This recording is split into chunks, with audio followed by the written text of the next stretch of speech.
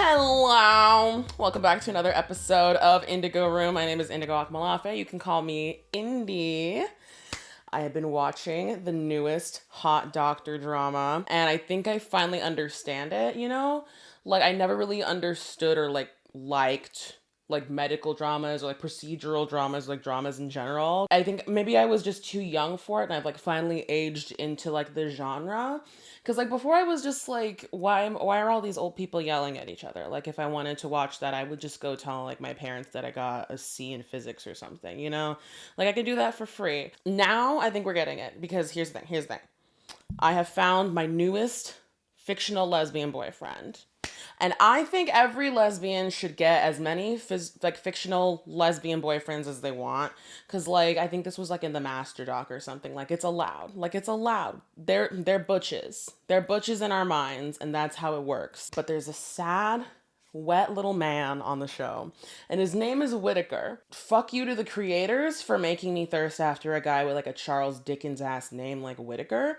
I feel like I'm saying Cornwallis every time, you know? I don't like it. But this guy, Whitaker, he's a medical student. I'm pretty sure. I get lost in the details on these things. I don't watch a lot of dramas.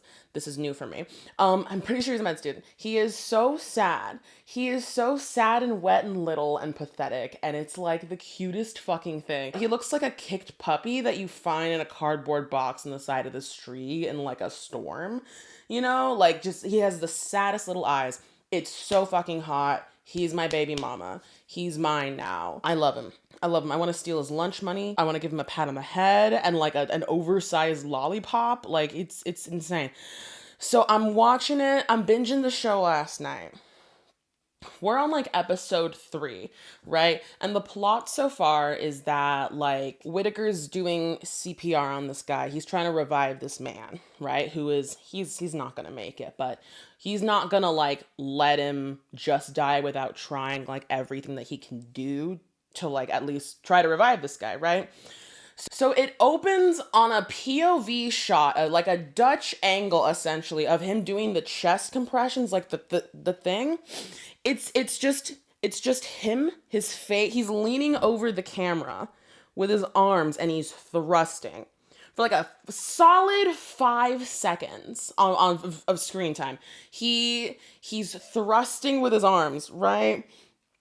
And he looks so sad. He's desperate, right? He's saving a guy's life, you know? And he looks so tired. He's sweating and he's panting and he's still doing the thing. And he's not gonna stop.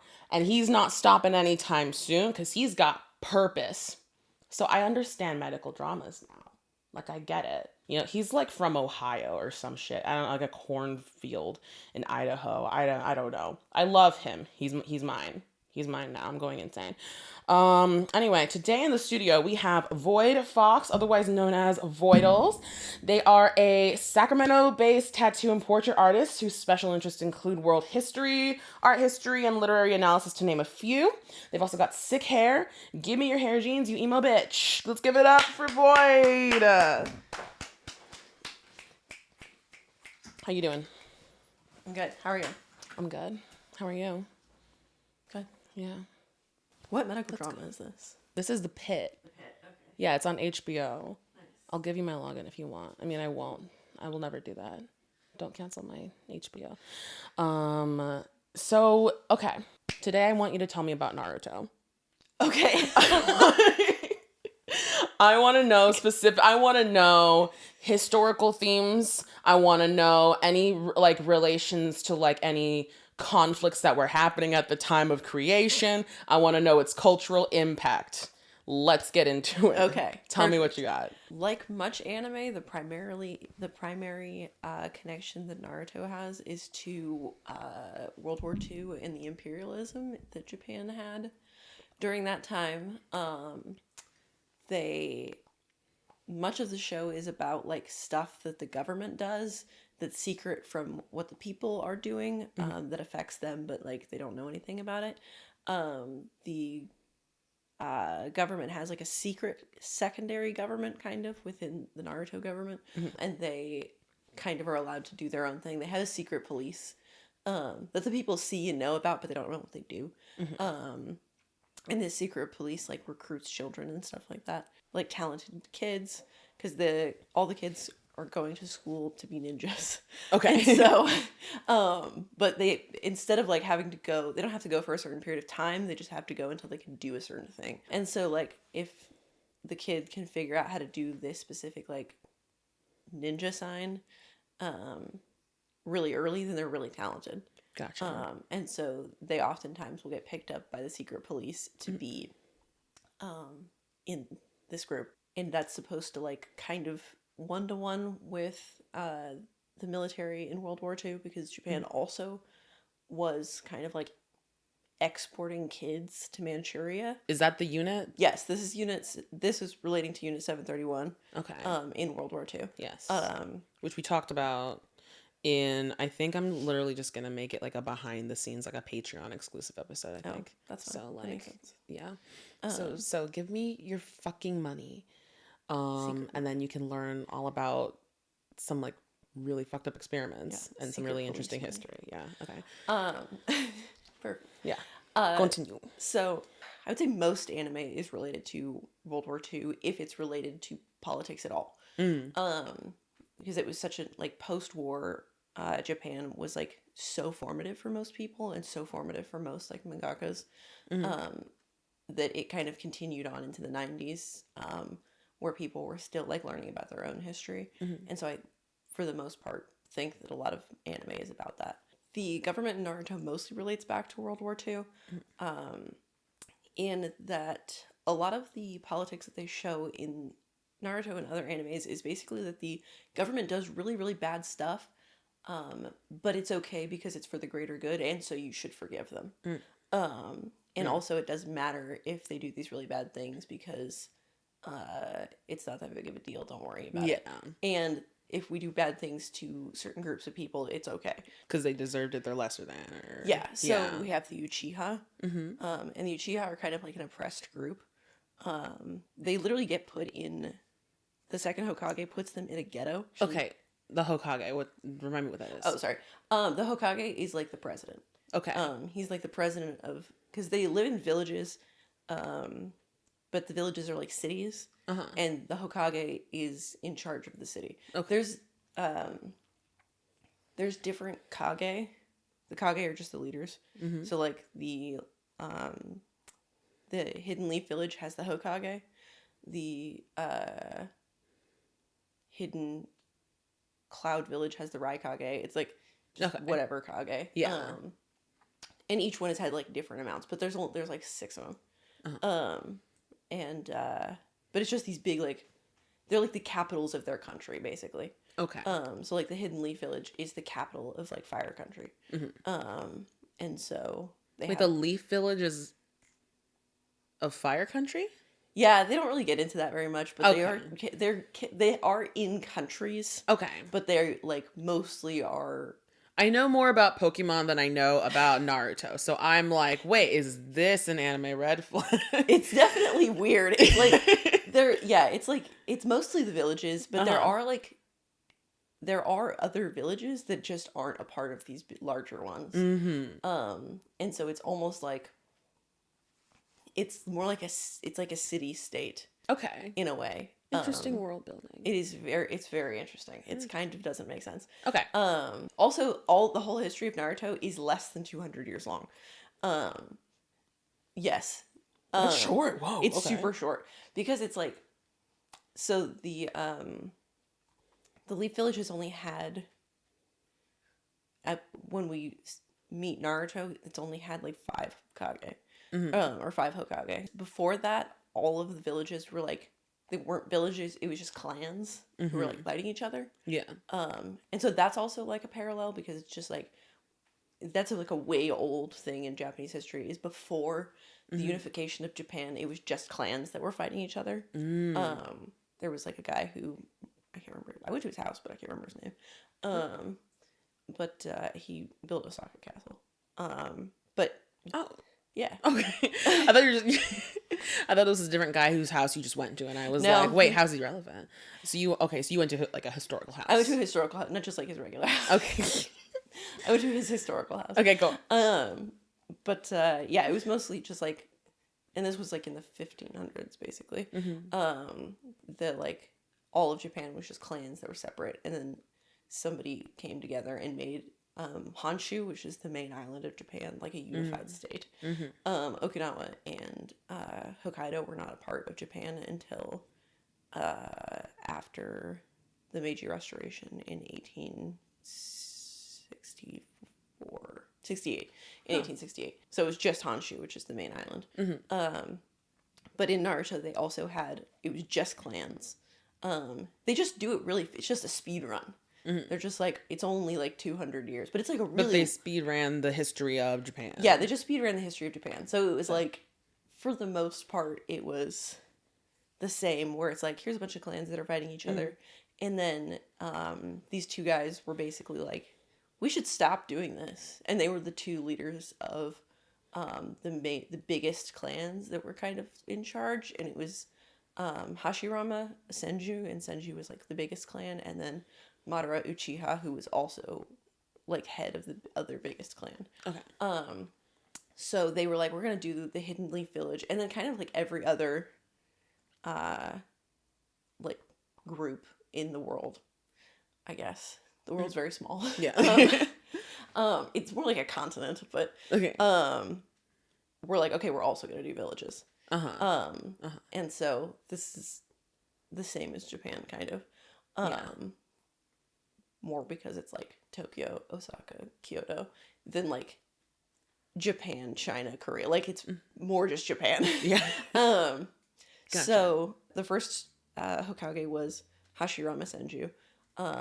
And he ended up kind of getting betrayed by Madara Uchiha, who was his like bestie. They're kind of boyfriends. So he gets betrayed by his boyfriend a little bit because his boyfriend was the leader of the Uchiha, and the Uchiha are this group that have like a very powerful like secret power. It's their eyes. They have like a powerful eye power. Okay. And what does a powerful eye power do? It does a bunch of different things. It does kind of whatever they need it to do. Okay. It's a very It's their miraculous lucky charm. Yeah, it's kind of silly. It's, Okay. They can like see through walls, but they can also like brainwash people and also make them hallucinate and stuff. More powerful people can do like pretty much anything. Like the most powerful can use these things called the Izanagi and the Izanami, which literally can change the past and the future. What? Yeah. And that comes in because... Wait a minute. Yeah. Your eyeballs gave you time I didn't write Naruto, luckily. I would have done a better job than this. Yes, your eyeballs give you time power. Because, so in the war arc of Naruto, there's a guy who basically is like, he creates... He brings a bunch of people back from the dead. And then Itachi, who is like the most powerful Uchiha ever, basically, uses his eyeball powers and is like, he traps him in like a time loop. And so he like is trapped in his own mind. So he has to keep going through like over and over. I didn't hear the name. Who's trapped in a time loop in their head? Oh, his name's Kabuto. Which is... He's the main villain's, like, little slut. Oh, word. Okay. He's Orochimaru's little slut, I don't know. Okay. And Orochimaru actually is, one of the Sannin, and the Sannin are all from, Kabuki plays. Orochimaru, Jiraiya, and Tsunade are all names that were taken from, like, really old Kabuki plays. Cool. Yeah. I love that. Little Easter egg. Yeah, little Easter egg. Sweet. There's a lot of like little historical references. That's But that's one of them. But Orochimaru is the main villain, kind of, and this is his little slut who kind of becomes the main villain. Slut how? He's like his little. He like it does his bidding. Okay, gotcha. So and he like tries to steal bodies for him to overtake and stuff like that. Yeah. Because Orochimaru like needs to move from one body to the next. Orochimaru is also transgender in that way. Word. Yeah, he becomes a MILF in the second show. It's very fun. Sick. It's my favorite part of Boruto. I love MILFs. Okay. Yeah. Orochimaru MILF agenda. So Itachi traps Kabuto in this like time loop basically, and so he's trapped in like his own mind, doing this thing over and over again until he makes a different decision. And so he's forced to like reevaluate what he's doing, and if he never makes a different choice, then he'll never get out. Ooh. And He makes the same choice every time. Yeah, he just keeps making the same choice every time because he's like, it's basically if you cannot step away from this like drive for power, and that's why it was created, was because people were like using the Izanagi. That's the Izanami, I think. And then the Izanagi lets you go back in time and start again. So it's like, if something doesn't go your way, you can start this like hour over. And it will go your way this time. The kind of catch is that you lose one of your eyes. So you can't use this power infinitely. Okay. Yeah, so there is a catch, but it is still insane that you can go Crazy. back in time with your eyeballs. That's why there's one for the past and one for the future. So Yeah. you could do a one for each. You can do, you can get some onesies. Okay. What do you, so you can't like try it if you lose both your eyes. It just takes your whole eye. You go blind. You go blind. You okay. go completely blind in one eye. So you lose your vision. You lose your vision. You still have an eyeball, You but still, yeah. it doesn't work anymore. It doesn't. Okay, so you just and can't. you don't have the Sharingan, because that's what the power is called. You don't have your Sharingan, and you don't have your eye. And the Sharingan already has the consequence of like destroying your vision over time. Like people that are super powerful with it, it destroys your vision. So it does have like some consequence, but it's still a fucking bonkers power. Yeah.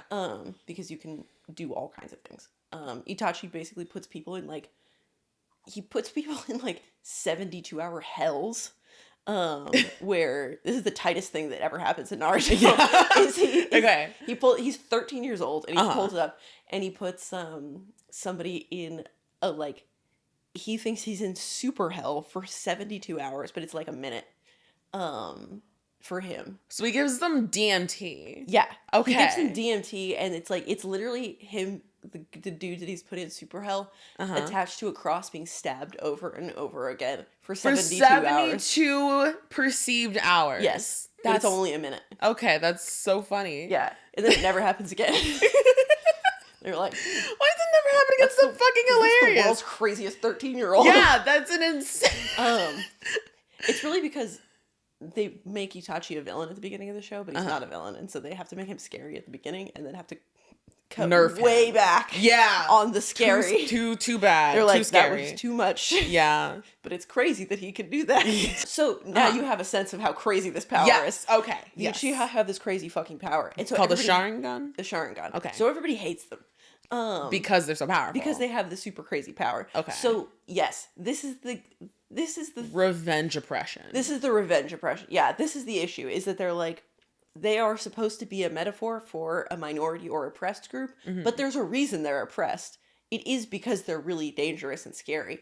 But it also is like, it's more that they're like oppressed because they're really dangerous and scary, but these two groups have been fighting each other for like however long. We don't even know. It's been forever.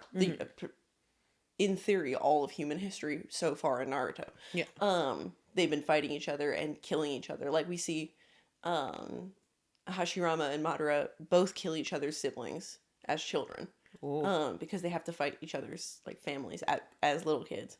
So it's like there's a good reason that they kind of don't like each other. Yeah. And then they kind of just try and look past that, and then the villagers kind of can't look past it, and so they can't live in harmony with the Uchiha. And so Madara kind of goes crazy and betrays Hashirama, kind of. And then Madara's gone. He's the leader of the Uchiha. He's gone now. He's gone. He does the betrayal and then he's gone. He does the betrayal and then he dies. He's not really dead, but he's gone. He served cunt, then he died. He super does serve cunt, by the way. Madara absolutely slays the house down boots. I need to Google this later. Okay. You do. He looks awesome. I love it. I love Madara. Okay. And then so Hashirama is the first Hokage, and he's like very like a pacifist. He will fight if he needs to, but he doesn't really want to. His brother, his little brother, becomes the second Hokage. Tobirama is one of the most racist characters in all of anime. He's like Hitler. He hates the Uchiha so much, and he does have like a kind of valid reason. But he hates all of the Uchiha except for this little twink that he likes. Not the token. There's always a token. He likes this one. I think his name's Kaguya. But he literally moves the Uchiha to a ghetto, and is like, "You have to live at the edge of the village now." And then the third Hokage is like a disciple of the second Hokage, and is the most useless bastard who's ever walked the planet. Period. He literally sets Naruto up because Naruto's an orphan. He sets Naruto up as like a 3-year-old in his own apartment, and he's like, "Here's money every week to buy groceries. Don't spend it all in one place." Puts him in a cardboard box and hands him a beer. It's pretty rough. It's like it's a tough setup for Naruto. A 3-year-old. This guy sucks. And this guy was the mentor of Naruto's dad. And Naruto's dad is the 4th Hokage. But Naruto's dad dies. Nobody wants to tell him that his dad was the 4th Hokage. This is one of the most fucked up things I think that happens in Naruto. Everybody in the whole village knows that his dad is the 4th Hokage. And they all keep it a secret from him. Yeah. That's my literal nightmare. It's the worst. Everybody's gaslighting Naruto. Yeah, everyone knows something about you. Everyone in your town knows something about you that you don't know, and they all decided to keep it from you. Yeah. And Naruto has like a demon that's inside him. Yeah, that's the plot of Naruto. Okay. Naruto has like a demon that's inside him that killed his parents. Nice? Oh, okay. That answers that question. They become friends, but the demon killed his parents, and the demon's inside him. Naruto does not know that he has a demon inside him. The entire village hates him because he has a demon inside him. He has no idea why the entire village hates him. People throw rocks at him. People spit on him. He's like 4.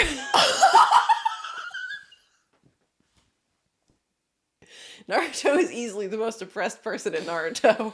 Also, undiagnosed neurodivergence. He's super autistic. He's very weird. He's a little creature. But he also like grew up in a room without any parents. Yeah, so like you're gonna be a creature. What are you gonna do? Yeah. And then his boyfriend Sasuke is an Uchiha. So do they start out as boyfriends or do they start out hating each other? They start out and their boyfriends that way. Yeah. Okay. They start out hating each other and their boyfriends that way because Sasuke is his dad is like the leader of the Uchiha basically, and his brother is like the most powerful Uchiha, so he's got kind of like a complex about it. Does the Uchiha clan have a Kage? No, is the word for it? No, it's just like the chief. Oh, okay. Because they live within the village, but they're also sovereign within the village, so they are allowed to make their own rule. Tobirama set all this up. Word. Hitler set all this up. Because it's literally intentional to make people not like them. They're also the police. So Sasuke's ethnically a cop. So wait, the police race? That's what they made them? Yes, they made them the police race. Oh god. So they made the Uchiha.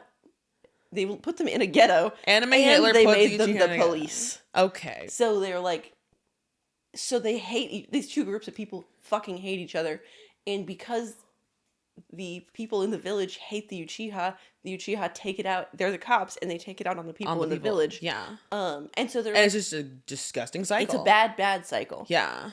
And so then. Brutal. Yeah. So it's like this is a shitty, terrible metaphor. Yeah. But it is. It's all over the place. It's a very like non-specific metaphor. I don't know that it's meant to be a metaphor for a certain group of people. Yeah. It's just meant to be like a metaphor. They just were like, guys, we need some themes in here. There's a theme. And they throw in some I don't know themes. what the theme is, but it's a theme. It's, yeah.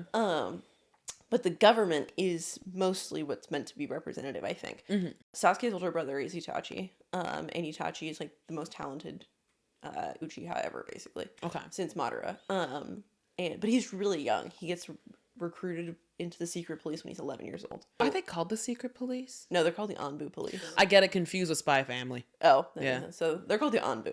Okay, the Anbu. Yeah, they're called Anbu Black Ops, actually. Ooh! So it's kind of worse than secret police. So the Black Ops, they're not trying to be cool. They wear masks. They wear like Japanese animal masks. Okay. And they all have tattoos. Okay, tattoos so are fun. Masks do nothing because they always have tattoos. Yeah. Itachi is in the Black Ops. Mm-hmm. The third Hokage basically is like, you need to kill your entire family. All of the Uchiha. Because the Uchiha are planning a revolt. And Itachi's been a spy for 2 years on his own family. He's Drama. he's been a spy, and he's basically been like, because he doesn't want the Uchiha to revolt, but the Uchiha are like, we're tired of being treated like second class citizens. Yeah. So we're gonna like do something about this. So, but he's like, basically, if they were to revolt, either the village would be exterminated or the Uchiha would be. It's not like there's no good solution here. Yeah. And so No option for peace. yeah. And so the government is like, okay, Itachi, you need to kill your entire family, and you can let your little brother live if you do this. If you don't, we'll just kill your little brother and you. So if you do this, you can let Sasuke live. Yeah. But you have to kill your entire family, and then you're a criminal who is outlawed because... Wait, they told him to do it, and then are still going to criminalize? Yeah, he's still going to be a criminal, because everybody's going to know you did it. Uh-huh. He's going to be a criminal because we won't accept that we did it. We will claim that we had nothing to do with it, and we had no idea. So themes. This is the theme. This is the thing. Like, it's applying to a very different thing. Yeah. But like, they refuse to accept that they did it. They completely blame Itachi. So now he has to kill his entire family, be known as the guy who killed his entire family. And then he has to go join a criminal organization to keep them in check. He's still 13 years old. Who's them? They're called the Akatsuki. And the Akatsuki are basically this like terrorist organization that also they started out as good guys, and then got in. Went all Killmonger. Yeah, they started out as good guys, but like because the whole world was at war, like all clans and stuff were at war, and they wanted to like get involved in that. But also a lot of the stuff that they do is like not that bad. Like some of it's bad, some of it's not that bad. Yeah. Because it's like a lot of them just want to kill like the leaders of the villages, and a lot of the leaders of the villages are really bad. So it's like, that's rough. There's nuance. There's a lot of weirdness where it's like Sasuke's whole thing for the whole show basically is that he wants to kill his brother. Because for killing the family? For killing the family. And then after he does, he finds out that his brother had to do what he did to save him. Because of the government. And then he wants to kill the government. Yeah. And then it's like... What radicalized you? Fratricide. Yeah. Yeah. Literally. And so he's like... And Sasuke's really annoying, but he's not wrong. Yeah. He is... It is like, yeah, How's he annoying? He just is. Like, he's just a little shit. He's a shithead. Like, he's just a crybaby and is so annoying. How old is he? Not old enough that I can justify calling him a crybaby. He's like 15. He's like... As a character... He's a little bitch, though. As a character, he's a little bitch. He's very annoying. And he jumps around a lot. Where he's like... He wants to kill his brother. His brother literally sets this up and, like, torments Sasuke. He puts him in 24-hour hell. And, like, tells him, like, I just did this for kicks and I really wanted to kill our family. And Sasuke is 8, to be fair, when this happens. So, yeah, he's right to want to kill this guy. But he also, it's like, no questions. He's like, sounds good. Yeah. I can't even imagine that there was an alternative. My brother, who has been distant but kind and intelligent and whatever my entire life. Distant but kind. Yes. Yeah. And he's distant because he knows that something is going to happen. Yeah. And he's always been like... he's always been distant from everybody. If your loner brother who's I guess he kind of does have school shooter vibes. Yeah. Actually, I take that back. Sorry, Sasuke. I was gonna say, like, he's yeah. I'm like distant but kind, and I'm getting caught up on kind because I don't know how kind it is to like put your brother in super hell and then tell him you did it for shits and gigs. That true. Being said, that is the most sibling thing to ever be done. It's pretty. My brother would absolutely put me in super hell if he could. Sorry, Sasuke. I'd put him in middle. Yeah. I put him in the. Have you seen The Good Place? Yeah. I put him in the medium place because I feel like that would drive him insane. I think a bit more. Yeah, perfect. Yeah. That's pretty much Sasuke's whole life. Is the medium place. Do you have siblings? I do have 3. Which one of them sucks? Oh. Yeah. What are they I like? love my little sister. Oh, sweet. She's turning 23 tomorrow. Oh my god, what does she want for her birthday? I'm getting her a Switch too. Things are expensive. Yeah. That's all I know about them is that everyone's outraged about the price. Yeah. I asked her if she wanted one. She was like, she was like, aren't they $1 billion? I'm like, yes, do you want one? She was like, yeah. Aren't they $1 billion? I'm like, yes. I'm still gonna get you one. Is she younger? Yeah. Yeah. I'm 24. Yeah. Is it an older sibling thing to just buy stuff for your younger siblings all the time? Yes, that's what I do. We were at brunch yesterday, and she needed to put money in her meter, and she was like, "Give me your card," and like didn't ask. She was just like, "Give me your card." And it was like, yeah, I just immediately like, sure. Yeah. My best friend was like, "Can I have your card?" It's like, no, fuck you. It's like, we don't share blood. The fuck? Yeah, I'm like, no, Yeah. fuck you, dude. All right. It was all fine. Back to Naruto. Back to Naruto.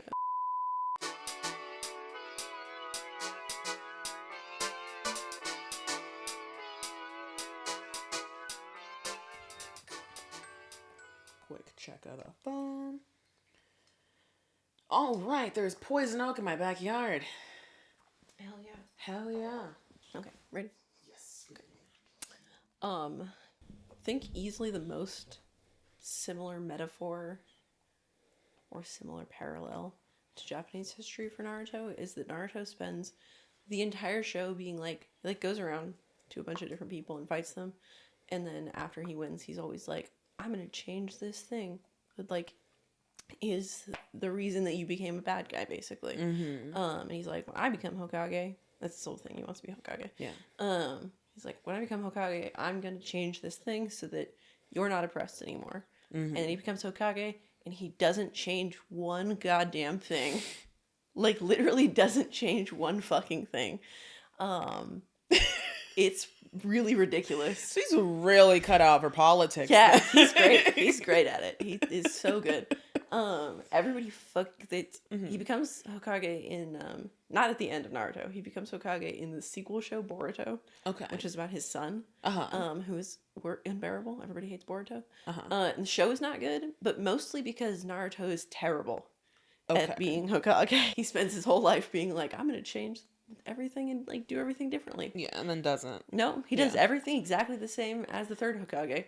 He even has like, which was the worst Hokage. The murder and everything? Yeah, not really, but basically. He actually has, because the third Hokage had like a secret, he called it the Shadow Hokage, which was like a secret secondary government within the government.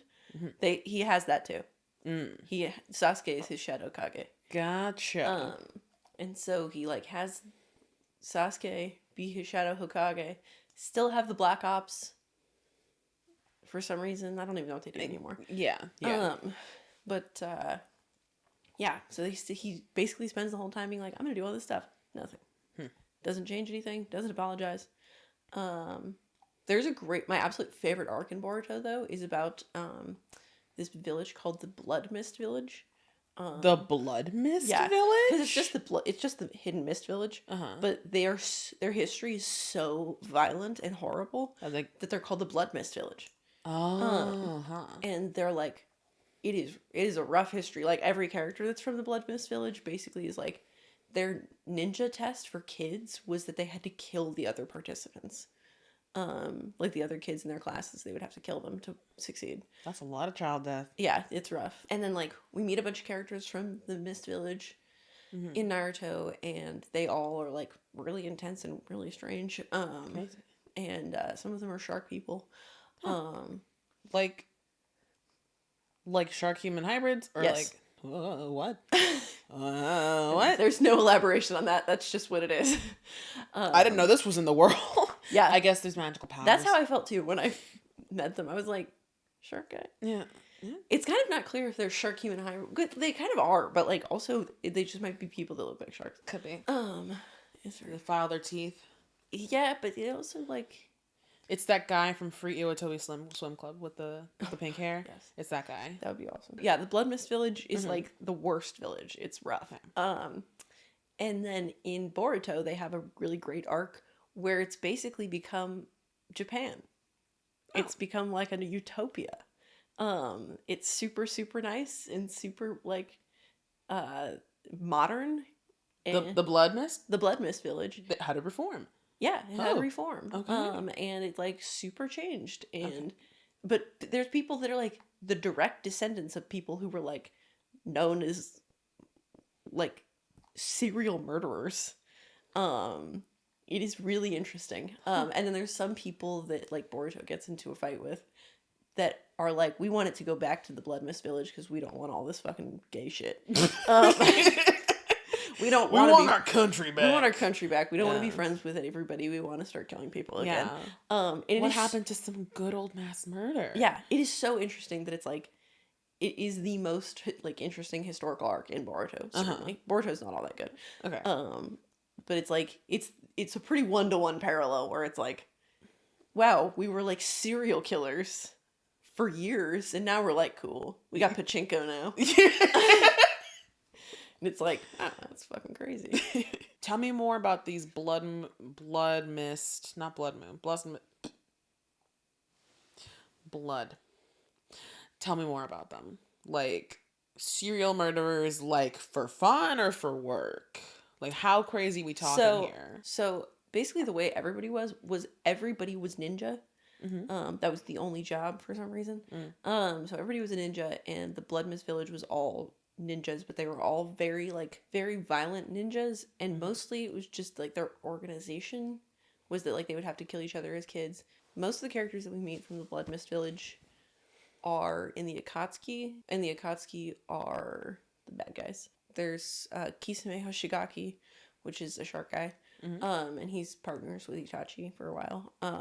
They're kind of boyfriends for a while. Love. So many boyfriends. Yeah. This show was really gay. Yeah. I was shocked even how gay it was.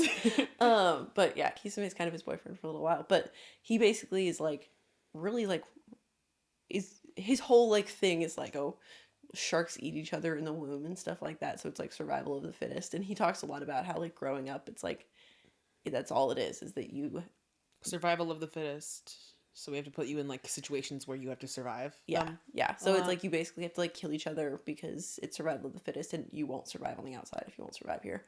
And so Itachi has another partner at some point who isn't from the manga. He's just in the anime, and he is from the Blood Mist Village too. And they go back to the Blood Mist Village for something. And he's like, he tells Itachi, like, if I get caught, kill me, because I don't want to be killed by these people, and I don't want to have to go back to this village. There's the 7 swordsmen of the Blood Mist, but we only meet one of them at the beginning of the show. And it's like the first arc, pretty much, like the first good arc. And that guy is also fucking crazy, and is basically like, he has a little twink boyfriend, kind of. That's controversial because he's like 14, but they're cute. Yeah. But they're also crazy. Like, every character that we meet from the Blood Mist Village is a bad guy.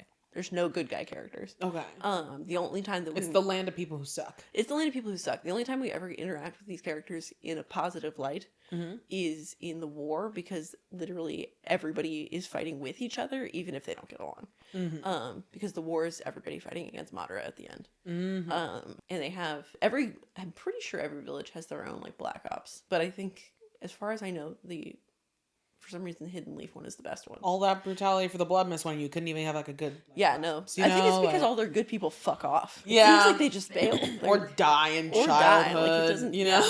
They don't seem that interested. It also seems like they don't have... Pretty sure they just don't have a lot of resources either.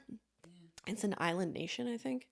And so, I don't think they have a lot of resources. So, do the Narutos go on a boat? Yeah. To get to the island? There's a whole arc before the war arc that's like the One Piece arc of Naruto. Where they're on a boat. Yeah, they're on a boat for like 40 episodes. Every episode's the beach It's episode. unbearable. It's easily the most boring arc in the whole show. Does Naruto have a filler problem, or is that just something I've been seeing in YouTube? Naruto thumbnails? has a filler problem. Naruto has... It's not like character building, plot building filler. It's just... No, it's a filler problem. There is filler that's good. Yeah. But there's a lot of filler that's not. Yeah. There is some filler that's so out there that it doesn't even feel like it's part of the show. Naruto is 250 episodes total. And then Shippuden is 500 episodes. Or no, it's 220 episodes and then it's 500 episodes. God damn. Original Naruto. This is why I'm never gonna watch Naruto. Actually, I'm so sorry. Yeah. It's too many. I watched all of it in 6 weeks. What the fuck? How many hours were you clocking every day? 8 to 12. 8 to 12 hours daily. Yeah. For 6 weeks. Yeah. I was going to work and then coming home and watching Naruto. Well, all the hours I wasn't at work, but I was watching it like it was my fucking job. And it took you 6 weeks. And it took me 6 weeks. I don't have that kind of time, but I probably do overtime. Yeah. It would take Most people, it would take a lot longer. Yeah. But I'm enjoying the Spark Notes. I'm learning a lot. Yeah, the Spark Notes I think is more fun, probably. I'll just double speed the episodes. Yeah. Original Naruto is 220 episodes. I think 120 of them are filler. Wow. Maybe more. How many are good filler? Like none. Oh god. That's sad. Like I mean, like some. I've watched all of them, so I'm like, there is some that are good, but I can't think of what. There's some that's enjoyable, but like yeah, because it's all like I do like parts of the original Naruto because it's just kids doing stuff, and I think that's fun. And then in Shippuden, it's like really interesting episodes, and then just terrible filler. But some of the episodes, I do feel like I couldn't tell were filler. Like some of it did seem like show. Or like felt like it was from the manga, and then some of it was like very obviously filler. The war arc filler I think is pretty good, because it does a lot of interesting like backstory stuff. But for the most part, it's just like a bunch of random ass filler. It's not as bad as One Piece though. What's One Piece like? One Piece has. Are we opening a can of worms? Yes, I've never seen One Piece, so I can't get that much into it. But One Piece has 1,300 episodes. What? And a good chunk of that is filler, because it has about. I think it has around the same amount of chapters, and it should not be a 1-to-1 thing. That makes no sense for it to be 1-to-1.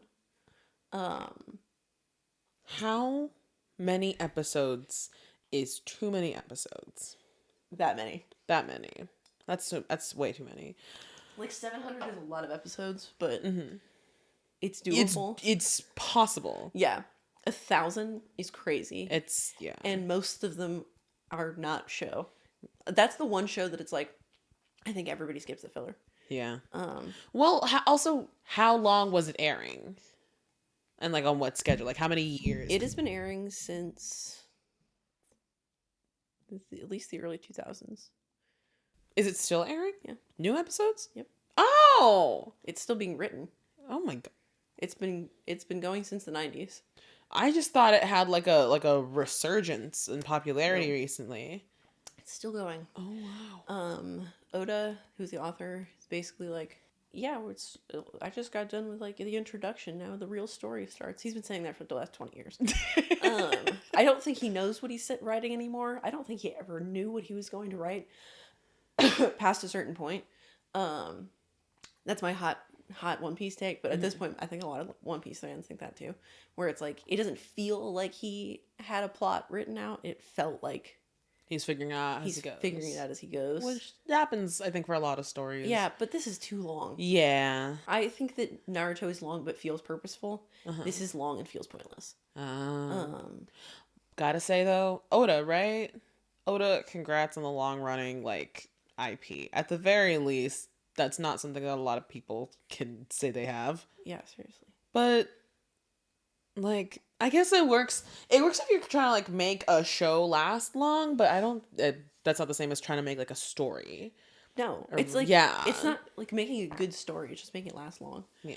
Because it's like Berserk has been going this long. I hear a lot of good things about Berserk. Berserk's great. Yeah. The author died. Like that's how long it's been going. And now his assistants have to finish it. Wow. But like, I think it's been going a little bit longer than One Piece. But it's also not weekly. One Piece, I think, is weekly. Still? After all these years? I think so. That's gotta be hell on your back, on your fingers. Horrible. Yeah. He is sick constantly. Yeah. That's why Hunter x Hunter's not finished. Oh. Because the author kept getting sick, and he stopped for like 10 years. Good for him, though. Yeah. I don't know the ins and outs, but I hear also a lot, like, the manga production schedule are like really tight. It's rough. It's not an easy job by any means. Did you watch Look Back? I did not watch Look Back. Okay, it's really good. What's it about? These two girls that want to become manga artists, It's by Tatsuki Fujimoto, who wrote Chainsaw Man. Oh. But you get to like actually see what it's like to be a manga artist. Mm-hmm. And I think it's something that we don't get to see as a viewer very often. Yeah. Because it's so like challenging. Does it feel authentic? It feels super authentic. And you get to see how like a lot of manga writers have assistants, and I feel like I never really understood what assistants did until this movie or well, this manga. Yeah. Because one of the girls does backgrounds and one of them does the main parts. And so it like comes together like that. But a lot of people have assistants to do that. Like a little collage of talent. Yeah. Yeah. But it's like the schedule is so intense for people that they have to have somebody that's an assistant. Yeah. Believe Fujimoto, when he did his first manga, had 4 assistants. Which wrote That's a good team, yeah. yeah. One of them wrote Spy Family. Oh, cool. I just finished Spy Family. I don't even know if I finished Spy Family. I got done with the boat arc, and that's like what I remember. I didn't watch. I watched the first like season, Yeah. but I was not in Spy Family. Yeah. That's cute. It feels It nice. is cute, yeah. Yeah. It's fine. It's not that much. I'm a shoujo feel good kind of girly. Komi Can't Communicate. No, I don't watch any shoujo. Oh, really? Yeah. Yeah, you like the stuff with like more of a plot going on. I mostly watch shonen, seinen, and then like horror. But I like Devilman Crybaby. I hate Devilman Crybaby. Yeah. It's so ugly. I watched it and I thought it was ugly. I like that it was kind of ugly. God, I actually thought I didn't hate it. Like I didn't love it, but I was mostly like, man, this is fucking ugly. Yeah. It's sometimes ugly art styles are like hard to swallow or like look at for an extended period of time. Yeah. You know? There are a lot of really beautiful shows. And so I was like, I actually thought I was watching the wrong thing. I was so like, this cannot possibly be the actual fucking show. Like, I get the point. I just don't like it. So I was not that into it. It's not for everyone. No. I've been watching Common Side Effects, and the art style in that makes me want to strangle someone. Why their face is so tiny. I don't like it. I don't like it. But I also think that it like adds to what the show was supposed to like look like. Like I feel like it's probably like an intentional thing of like why it looks like that. Sometimes cartoons have bad art and it's just like Big Mouth. That's not an artistic I fucking hate that. That's not an artistic choice. I cannot watch Big Mouth because of how ugly it is. I can't watch any of that. I can't watch any adult cartoon because of that. They just look bad. I can't watch Big Mouth. I've watched most of Rick and Morty, but I don't like the art style. But Common Side Effects has some really beautiful backgrounds. Beautiful backgrounds. Like their nature is really, really nice. Yeah. All right. Do you want to keep talking about Naruto or do you want to go to the next thing? Let's go to the next thing.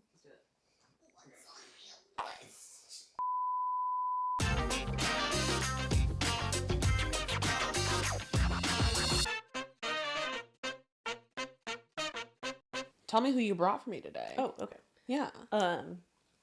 This painting is of Albina Mali. She was a Slovenian freedom fighter in World War II. So she originally enlisted in the army as a nurse. She did not want to be a nurse. She hated the idea of being a nurse. It literally brought her to tears. She was so angry about it. She really wanted to be a soldier. I think she basically ended up like trying to transition into being a soldier, mostly because like things got more desperate during the war.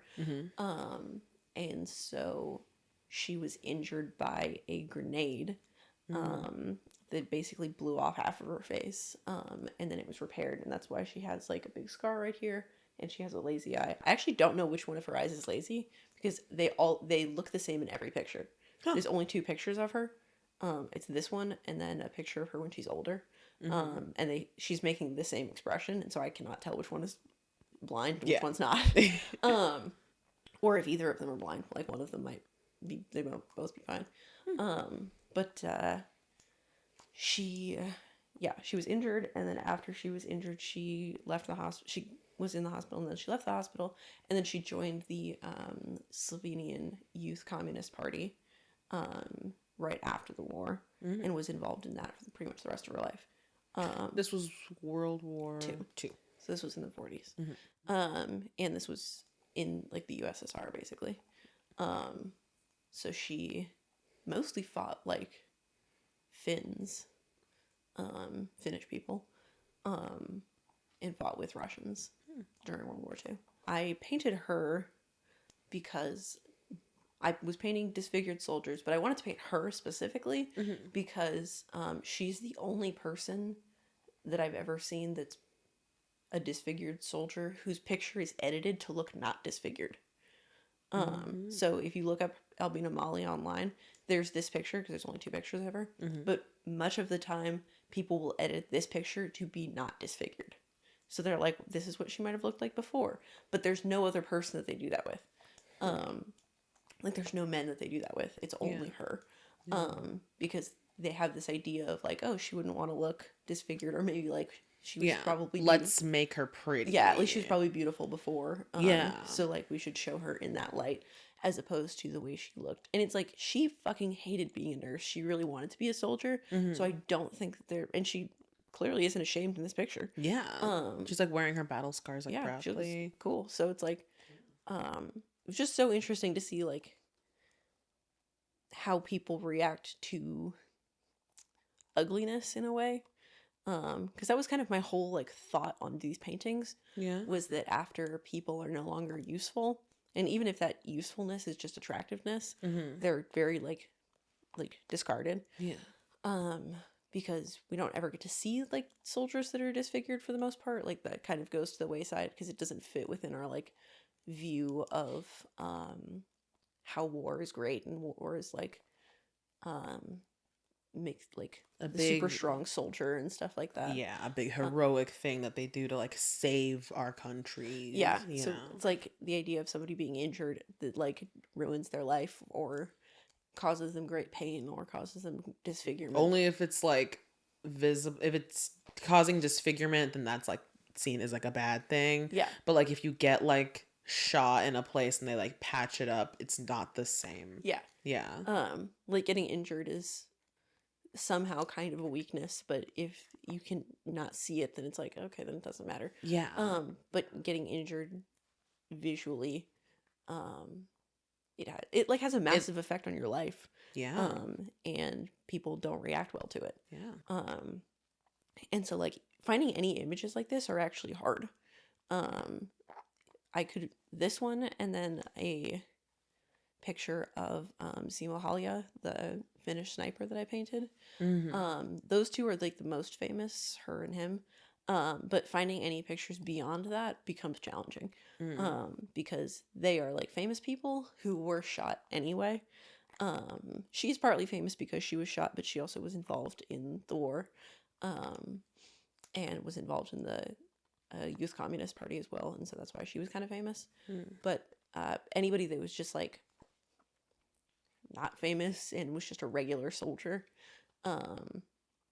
and also these 2 Simo and Albina were like not like horribly injured. Like they were both badly injured and both left with scars, but they weren't like, it wasn't like life-threatening. It wasn't as bad as some other people. So it's like some of the other people that I painted had like lost their eyes and stuff like that. So it was like, that's why it was so much harder to find them, I think. Because we don't like the way they look. And we don't want to know like how that affects them later in life. But I did want to bring her and show her because of how I think that like the unique aspect of her being a woman changes the way people react to her, so that people dislike more that she's ugly or that she has features that people would call ugly, when it's like that's her main concern was not being beautiful. Her main concern was winning the war, or being involved in the war in any way, more than being a nurse, because she wasn't just like, I also like that about her. I like that she was a bad sport. Because she wasn't like, oh, I'll do anything to fight for my country. She was like, no, I fucking don't want to be a nurse and I hate this. She's like, I want a gun. And I want to kill people. I just think that's so funny. But yeah, I think that's beautiful. yeah, I think that's Yeah. great. And also taking a grenade to the face is fucking crazy. Yeah. Having that blow off half your face is absolutely bonkers. Metal as shit. Yeah. Extremely metal. Must have hurt like a bitch. Yeah. Metal as hell. And then she went back. Like, she was in the hospital and then she went back to the front. So she's like a full-on badass. Yeah, she's a full-on badass. What else did she do? Like, that you, like, what are her, like, accomplishments in the war? That, you know, how many people did she kill? Did she have fun? Make any friends? I definitely think she had fun. I think most of the focus was on, like, the recorded focus was on her injury and how she got into the military and how she didn't want to be a nurse, and what she did after. I don't think there was a record of how many people she killed. I couldn't find that much stuff about how she even got into, like, a battle sphere, really. Yeah. Because they said she didn't want to be a nurse, but that she was a nurse. But that she... Foot in the door. Yeah, so I Yeah. think she just was on the battlefield, and probably just was, like, out there. Because she might have gone out on the battlefield. So it didn't say she was a soldier. No, it didn't. It actually... I don't know if she actually got to be a soldier. Oh. She may have stayed a nurse. I hope she got to be a soldier. I hope she got to kill some people. That'd be tight. But she did join the the Communist Party. Yeah, the Youth Communist Party. This picture, I believe, is from when she was in the Youth Communist Party. Gotcha. Just judging by the star. So it seems like this is from after the war. And I think she lived a pretty good long life. If you had to, over here, microphone. If you had to guess, like, what you thought, what would you want for her to, like, have done? I want her to have, like, I really hope that she got to be a soldier, in any way that she wanted. I think she, like, I don't know how old, like, the Socialist Rifle Association is, but, like, I hope she got to do, like, a some kind of dealio like that with the Communist Party, you know? That'd be tight. That'd be tight. Yeah, I think it definitely been cool if she got to be involved in, like, government in Slovenia. Yeah. Yeah, definitely hope she got to be a soldier at least a little bit. But I feel like probably she did, even if it was just picking up somebody else's gun. And I hope she had, like, lots of really good fruit. That'd be tight. Yeah. I bet she got drunk a lot. Yeah. I definitely think she got drunk. She'd be a fun lot. to get drunk with. Yes, definitely. It'd be so sick to get drunk with. I definitely hope she got to be drunk as fuck all the time. I think that's likely. I feel like if you, like, got injured in a battle and then had, like, a sick scar on your face, like, people in bars would be just buying you drinks all the time. Yeah. I think it'd be cool. That'd be awesome. Right? She's just wandering around Czechoslovakia, which doesn't even exist anymore. Trying getting people to fucking buy her drinks. Yeah. That'd be so sick. Has anyone ever bought you a drink? Has anyone ever bought me a drink? Yeah. Yes. No one's ever bought. No! Someone did buy me a drink. It was at this place called the Jaguar Room, and it was this guy who, like, just sold all his Tesla stock, and we were like, congrats, buddy. Get rid of that shit. Yeah, that's crazy. Yeah, he was really mad about Elon Musk, and he's like, I just sold all of it. And I was like, it's the first step. It's the first step. Admitting you have a problem is the first step. Yeah. That's hilarious.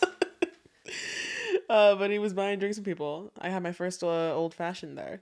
It was nice. God, I forgot his name. If you're out there watching, you're cool. That's hilarious. Yeah, he's fun. He was a fun guy. His name's like Paul or something. He was just tall dude, 40s, just got like off the shift as like I don't know, working in like construction or something. Some kind of plaid wearer. So either like in a band or yeah, it does. He seemed more on on the spectrum of plaid from band to construction. He seemed closer to construction. Okay. Yeah, but he was at lesbian night. Maybe he was a lesbian. So maybe he was a lesbian. He's thinking about it. It's sick. 40-year-old he him lesbian. That'd be awesome. Yeah, we need more. We need more in this world. My best friend works with a he him lesbian in construction. It's the guy. You gotta introduce me. His name is. What's his name? I can't remember. You can't prove it's not Paul. I know I can't prove it's not Paul. So I've never met him, so I don't know. What else can you tell me about her? Honestly, I feel like that's it. I don't think that there's that much about her. Well, she looks sick. Thank you. What was it like painting her? Right. You said you did you colorized the photo. I didn't colorize this photo. Oh, you colors. I colorized some of the other photos. That was an interesting experience to learn how to do. I literally watched one YouTube video and was like, I can do this. And then you did it. And then I did it. All I needed to know was like the settings on. I learned how to do it from a YouTube video about Photoshop, which I don't have. And then I just like translated it into Procreate, which I do have. And Clever. yeah, it wasn't that hard, but it was very fun. I did some like practice ones with family photos. And then I did like an okay job, and then I just did a better job of painting them. Because I was like, I know what skin tones should look like, but I don't know how to do this. Because you have to paint it over. It's very odd. You have to like colorize over black and white, so it can't just be like skin tone color. It has to be like basically bright orange. For it to overlay on black and white and then look like skin tone. Okay. How do you like the undertones of there's like blues and greens on your face, you know, like the zones? Yeah, you like will do like green. Gotcha. I also kind of just ended up not really doing those because I was like, you can make them. Yeah. I was like, I know how to paint more than I know how to do this, because I was like, this is hard. You had a reference. Yeah, You had a I was reference like, I just need a vibe here. Yeah. I really didn't. I just needed like, because it was A color map. yeah, it was like the color map, and they had like, it was cool because you would just put the color over, and it would give you like the tones anyway, because it would have the shades of black and white. And then you just put like orange over, and then it would look like darker skin and lighter skin. It was cool. Cool. But yeah, painting her, I think she was one of the easier ones to paint. At least I felt like she was easier to paint. Had a hard time with her nose. I always have a hard time with noses for some reason. She's a nice nose though. Thank you. Let me stare at her a bit more. I really liked painting her clothes. I do like how you did the clothes. Thank you. Oh, her mouth was my favorite thing I painted. Yeah? Yes, I really liked painting her mouth. Also thinking about, because something I did when I painted all of them was try and picture what the injuries did to them. And I think she's missing a lot of her teeth. Because if you look at her mouth on one side, it's just black. You can't see any more teeth past her front two teeth. When on somebody else, you probably would be able to see some of her other teeth. That makes sense for a grenade to the face. Yes. Yeah. For Simo Halia specifically, I like did a skull drawing of what his skull probably looked like. To see what he might have been missing. Two of the people that I painted were some of the first plastic surgery patients, and so seeing like what people could do then, and what they thought was like good medicine, or just any medicine, because they had never done anything like this before. Give me an example. For the first plastic surgery patient, his name was Walter Yao, and he had lost his eyelids in a fire. Basically, it burned off the top half of his face, and so he couldn't close his eyes.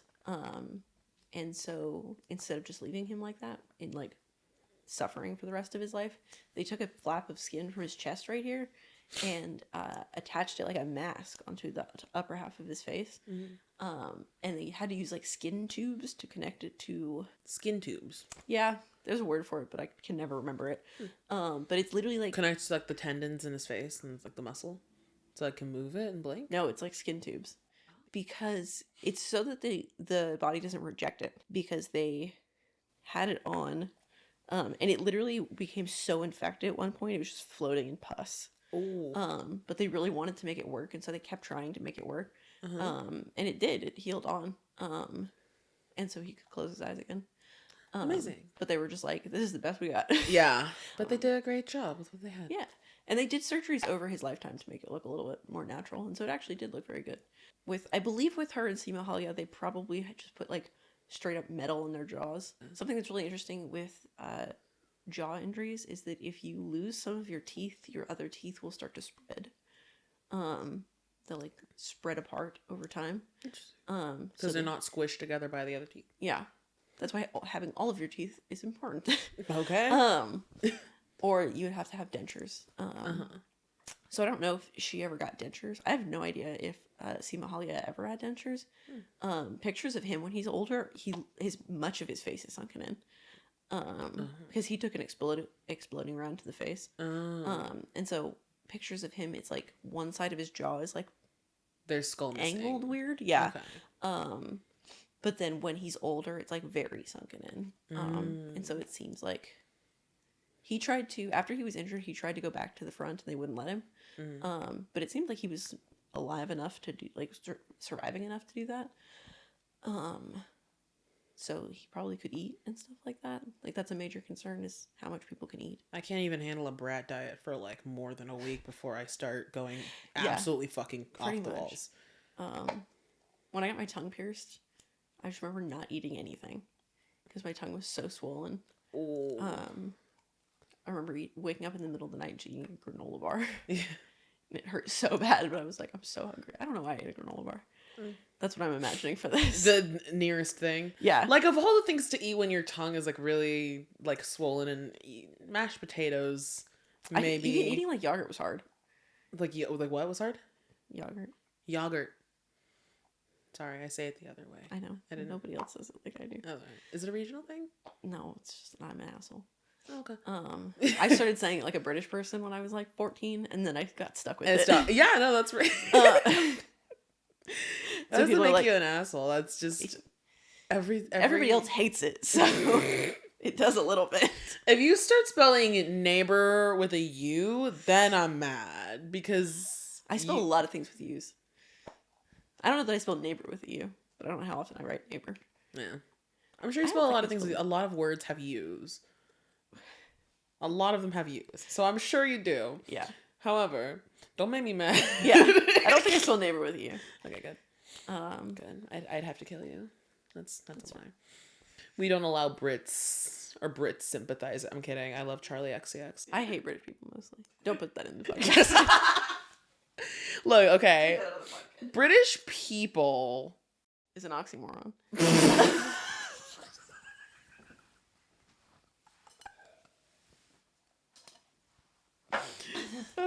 That worked with me. That's funny. Okay. I think British people are one thing. The British Empire. Oh, yeah. Fuck the British Empire. Absolutely. Of course. Fuck the British Empire. Fuck you guys. Yeah. British people, some of you are cute. Some of you twinks. Some of them are fine. Some of you twinks. Many of them are not. Yeah.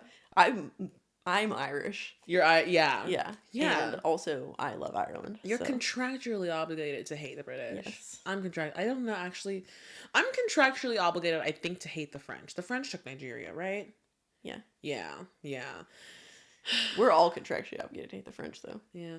Well, I respect how they protest. I wish we took a page out of their book once or twice. You know? That's true. Yeah, we're not guillotining like they were. No. That's very true. You want to hear my very specific gripe? Yeah. Always. I think a lot of people are very sympathetic towards the French Revolution and not sympathetic towards the Russian Revolution. Ooh, I don't know a lot about the Russian Revolution. I learned more about the French Revolution because I think growing up I was like, oh my god, Marie Antoinette. Marie Antoinette was cool. Yeah. And I was like, yeah, cultural moment. She wore frilly dresses. It was a thing. It was a whole aesthetic. Yeah. But I didn't learn a lot about the Russian Revolution. Yes. I see a lot of people that are online that are very like, hold the opinion. This is a good sentence. You got this. I've seen a lot of people online that seem to hold the opinion that the Bolsheviks were too violent in the Revolution of Russia. In killing the children of the Tsar, which is not an opinion that I've ever seen anybody have about the French Revolution. Yeah. I've always seen people be like, oh yeah, the French Revolution makes sense. I saw a TikTok the other day. I've ranted about this to a lot of people, to be honest, because it drives me insane. Saw a TikTok the other day where some lady was at the Palace of Versailles, and she was like, wow, I think I really get the Russian Revolution, or the French Revolution. I was like, if you went to the Winter Palace, then you would get the Russian Revolution. Yeah. There's rooms that are fucking painted with gold. Yeah. There's rooms the pillars are made of malachite. Like, it was insane, and most people were fucking starving. Yeah. So the fact that they killed some kids is a bummer, but also... So the wealth disparity was, like, bigger in the Russia, yeah? I believe it was bigger, and also there was just more people.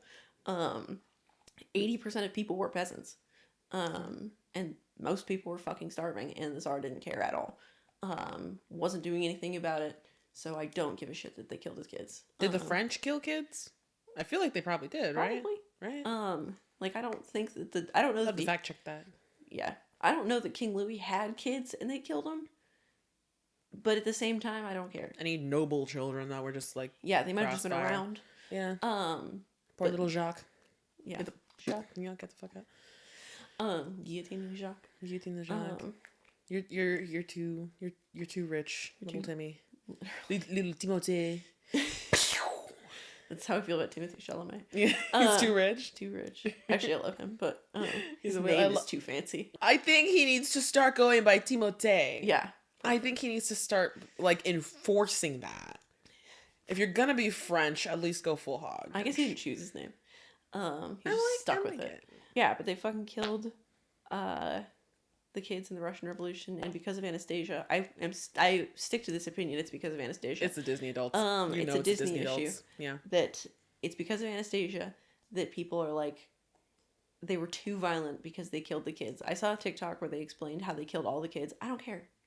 They shot them. I don't care. How did they kill them? They just shot them? They shot the girls, and then I remember that the boy that had hemophilia, so he couldn't even stand. He was so inbred. Ooh. So he was clinging to his mother, Mm-hmm. Alexandra. I looked up her name. He was clinging to his mother, and they ripped him away from her and killed him. And killed her. So it's like, that's a bummer. That's rough on a personal, specific level. Yeah. It was also a bummer and rough when 80% of people in your country are starving. Yeah, it was also a bummer and rough when Nikki too sent a vast majority of young men to Manchuria to eat shit and die. Yeah. That sucked too. Yeah.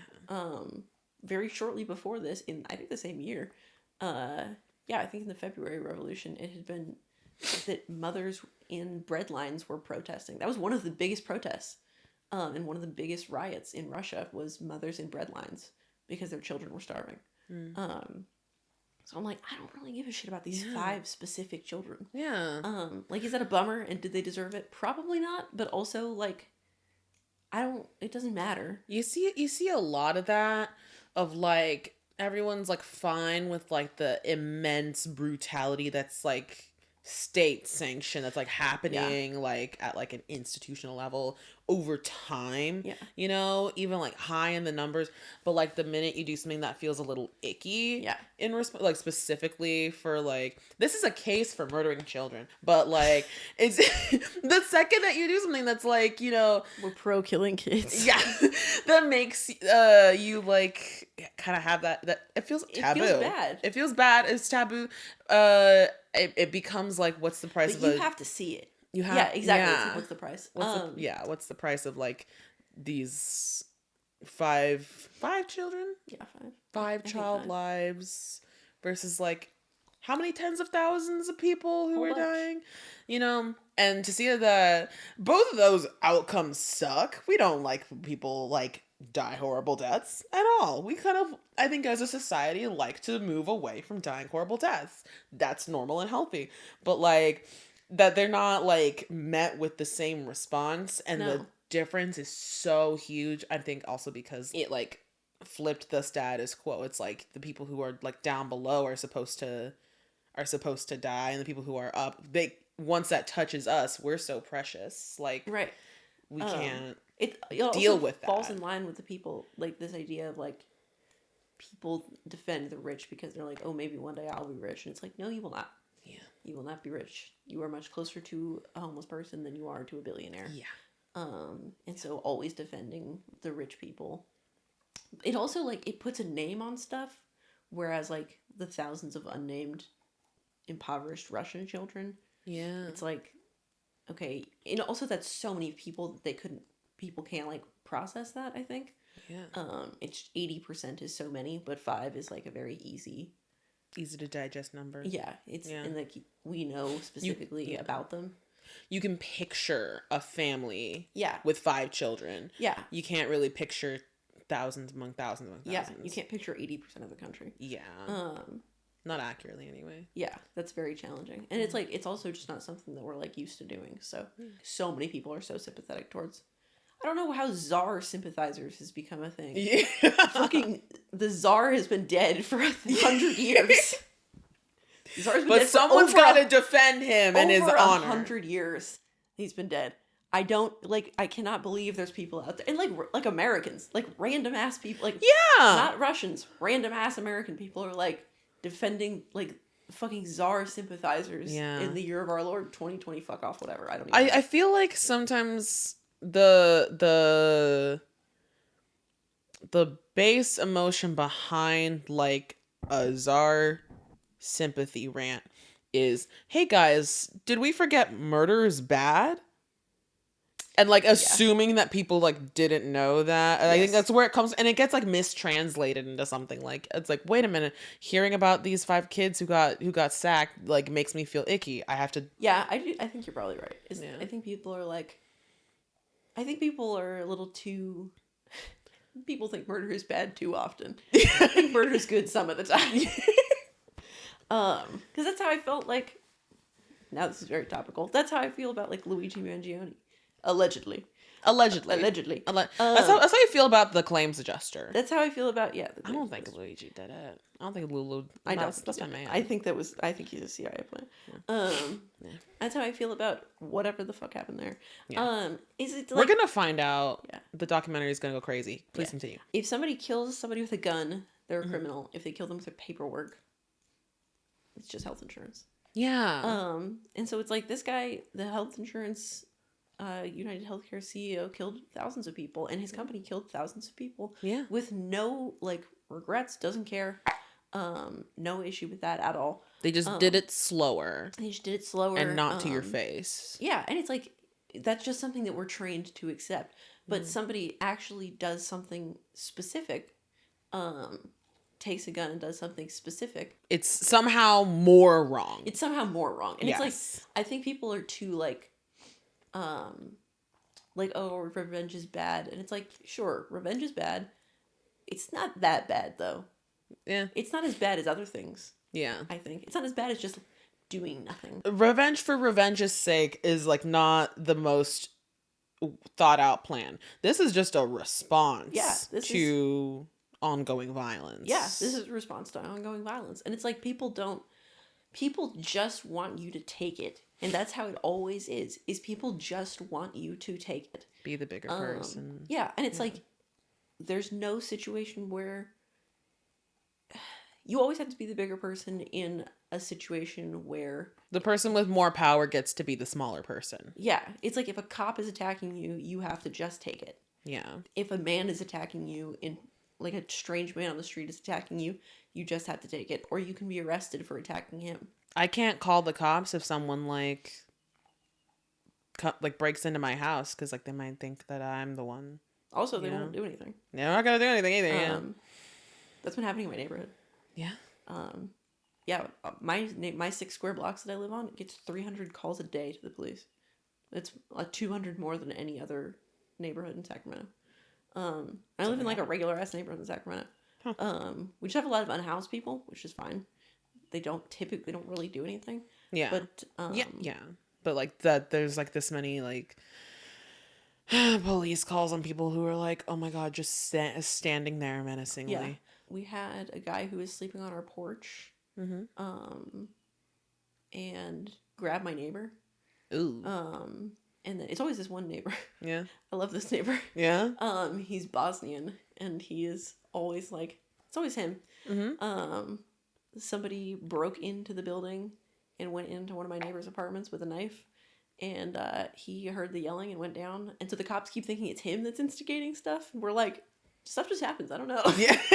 Listen, he just lives a crazy life. Here and he's Bosnian, and so he'll do something about it. Yeah. The dude grabbed him, so he kicked the shit out of him. And he called the cops and was like, remove him or I will. He got in a fight with this homeless guy across the street a couple weeks ago. Because the homeless guy fucking jumped him, and the cops were like, we think it's you, dude. We think it's you that's causing the problem. And he's like, I don't know what to tell you. Yeah. It's like, this happens a lot. God. Anyway. It's so easy to just house people. Why don't we do it? Why don't we do it? Why don't we do it? Why don't we do it? Why don't we do it? How other countries do it. Why don't we do it? What the fuck? There's so many fucking houses. Uh.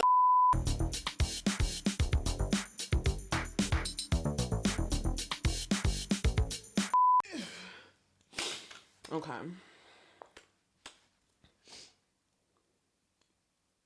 Where do we leave off? If it's left your head and it's left mine, we don't have to chase it. I have plenty of stuff I want to talk to you about. Yeah, I don't know. Yeah. We were somewhere in Russia, probably. Yeah. Oh! Socialist realism. Oh, socialist realism. Yes. Yes. Tell me more about that. Socialist realism was basically the only style that was allowed in Stalin's USSR.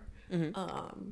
And it was just real weird pictures of Stalin with kids. He was like, you can only paint me, and you can only paint like realism, and you can only do like really whimsical, kind of weird pictures of like flowers and shit. Just make it look nice. Just make it look nice, and it has to be mostly of me, and mostly make me look nice. Mm-hmm. And like it was all like propaganda paintings basically. Okay. Because Which I still maintain, me at the function to all my friends. yes, You can only make me look, just make it look nice. me vibes. I need the lighting. I need candids. Yes, candids. I need the composition. I need you on it Yeah. today. Yeah. So Stalin had basically decided that all art that wasn't like neoclassical, classical and like romantic art and impressionist art and stuff like that, like art that wasn't just like stuff, like real stuff, was degenerate art. So they called modern art degenerate art. And the Nazis also called all art that wasn't like neoclassical art degenerate art. So this is like a common This theme. is a amongst- fascist thing. Yeah. So fascists always zero in on how they think that modern art is bad, and by extension contemporary art, because modern art is art from like literally the 1910s to the 90s. Yeah. Modern art is not modern now, it's contemporary now. Fascists always believe that modern and contemporary art is degenerate art, and it's not worthy of being called real art, and instead it has to be, there's only a certain kind of art that is real art. And so Stalin was like, you have to only do these paintings, and if you do any other kind of paintings, then you can't like be a painter for like the government, or you can't like show your paintings anywhere in Russia, and you won't get any funding, and you won't be able to like be like a real painter basically, because they had a couple of art schools in Russia, and this basically became the only style that was allowed to be painted there. Since that was also something that they did in Nazi Germany. In Nazi Germany, they also like burned hella paintings. Like anything that they thought was like not cool, they would burn it. I believe that now this socialist realism and neoclassical like belief that any modern art is degenerate art is being translated into AI art. Basically people are using this AI art, and recently it's become like the Ghibli thing. Yeah. But it's been around for longer than that. Like it's for years and years, people were using AI art generative tools to make mostly like those weird fucking like 1950s, like this is what the world was like before black people. Have you seen those? No. That's what it always makes me think of. Yeah. Because it's always like fake shitty AIs of like white families sitting around a picnic table being like, this is what the world was like before, isn't this so much better? And it's like, that's not even a real fucking picture. Look that up. Yeah, just look up like fascist AI art, I guess. AI 50s family. Yeah. I'm triple checking that this is AI. That's definitely AI. What are these cups? None of them match. What's happening? Okay. This. Who are Yeah, these people? exactly that. Who are these people? It's like, it's not real. And they're like, oh, this is like what it was. This is what life was like. This is in the good old days. That's not even fucking real, because the good old days isn't real. Yeah. Like that's always been the case. Yeah, this is just like an advertisement, like Christmas portrait thing. This is just and that's not a photo. It's not a photo, and it's like, and that's what neoclassical art was, romanticism. That's what socialist realism is, because Yeah. socialist realism literally was just propaganda art. Yeah. It was literally like, look how great the USSR is under Stalin, when famously it was not all that great Yeah. under Stalin. And it's like, and romantic art was literally painting, not that it was bad, but it was literally painting it, like everyday stuff in the best possible light. So it would just be like regular stuff, but it would make it seem really good. And AI art kind of does the same thing, or at least people are using it the same way. Yeah. Because it's like, oh, look at how this used to be, and look how this is. When it's like, that's not how it is at all. And also, it's invalidating and like pushing to the wayside artists, so that people can't even make real art anymore. Yeah. They're trying to get people to stop making degenerate art in any way by just getting rid of artists and being like, oh, well, we don't even need artists anymore. We have AI now. Yeah. And so if they do that and they get rid of artists, at least as much as they can, then they can be in control of what art gets made. Because art is a reflection of people. It's a reflection of what people believe, and it's what people are feeling. So if they have this tool, this is like the ultimate in control now. So they is the upper class They or is the like- fascist ruling class? Yeah, it's the fascist ruling class. So it's Okay. like the government and then the like bourgeoisie, which are kind of like typically one and the same. Yeah. And now are more than ever one and the same, I think. Yeah. So it's like really encouraging, like as an example, like Elon Musk really is like big on AI. And it's because if you keep encouraging this tool, then you don't need these people. Artists are the ones who are reflecting what people are actually thinking and feeling. But if you can just get rid of those people, then you only have Yeah. the people that agree with you.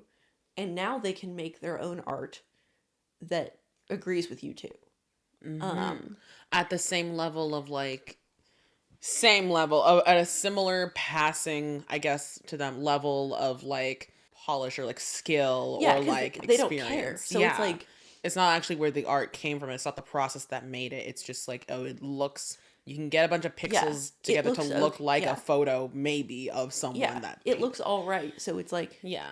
this is pretty good. And now we don't even need to force artists to only paint one thing. Yeah. Because Stalin was like, okay, it's basically, if you won't get any funding and you're not going to be allowed to paint anything else, they don't need to do that anymore.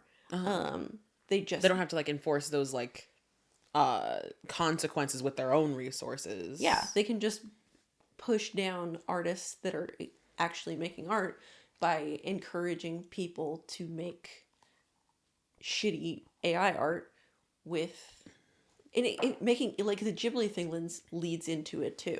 Yeah. Making more and more of this Ghibli art like pushes this idea of like, oh, it's like harmless and it's fun. Yeah. I saw somebody on Twitter that was saying like, oh, when Miyazaki dies, then his style will live on through AI. And it's like, no, his style will live on through the thousands of people who know how to draw his style, because anybody can learn how to draw it. Yeah. But this it His style will live on through like his work being significant and remembered and like emulated. yeah, And you it's know, like there's people that do his style. There's everybody that works for Ghibli does his style. exactly. And worked for Ghibli. But it's like symbolic. People saying stuff like that is like representative of how people genuinely don't understand that artists are what make art. Yeah. They genuinely think now that AI is good enough. When we're already seeing that, because generative AI needs to be fed information. From artists. Yeah, it's being fucked up now because it's being fed AI art. Yeah. yeah. And it can't just be fed itself, because then it's not creating new things. Yeah. And it's not capable of creating new things. It's literally not. Yeah. It can only create what it sees, and it can only create what it's told. It only does repeat ideas. It doesn't do new ideas. So the art is getting more and more fucked up. Yeah. Because it just is eating the same things over and over again of its own art at this point. It's cannibalizing itself. And it's just going to continue to do that. People using it to do stuff like Ghibli art is like it's a step in the process of getting rid of artists. Because it's like it's not specifically creating propaganda. It's getting rid of the need for people that do that style, or the idea of the need for people that do that style. Because tons of people do the Ghibli style. It's very popular. Yeah. So it's like, people are like, oh, I don't need to pay somebody to do this style anymore. I can just put it Make in the AI do it. Yeah. Yeah. Because they think it's harmless. They think it's a harmless way to get like free labor. Because previously the only way you get free labor is through like slavery, right? Yeah. It's like we've reached that stage of this eradication of being like, okay, people think it's harmless when it's not. It's not even harmless to the world. Like, it's vast. It's horrible for global warming. Yeah. And it's super bad for people. But it's like, we've reached this stage of people are like, okay, convinced that it's harmless.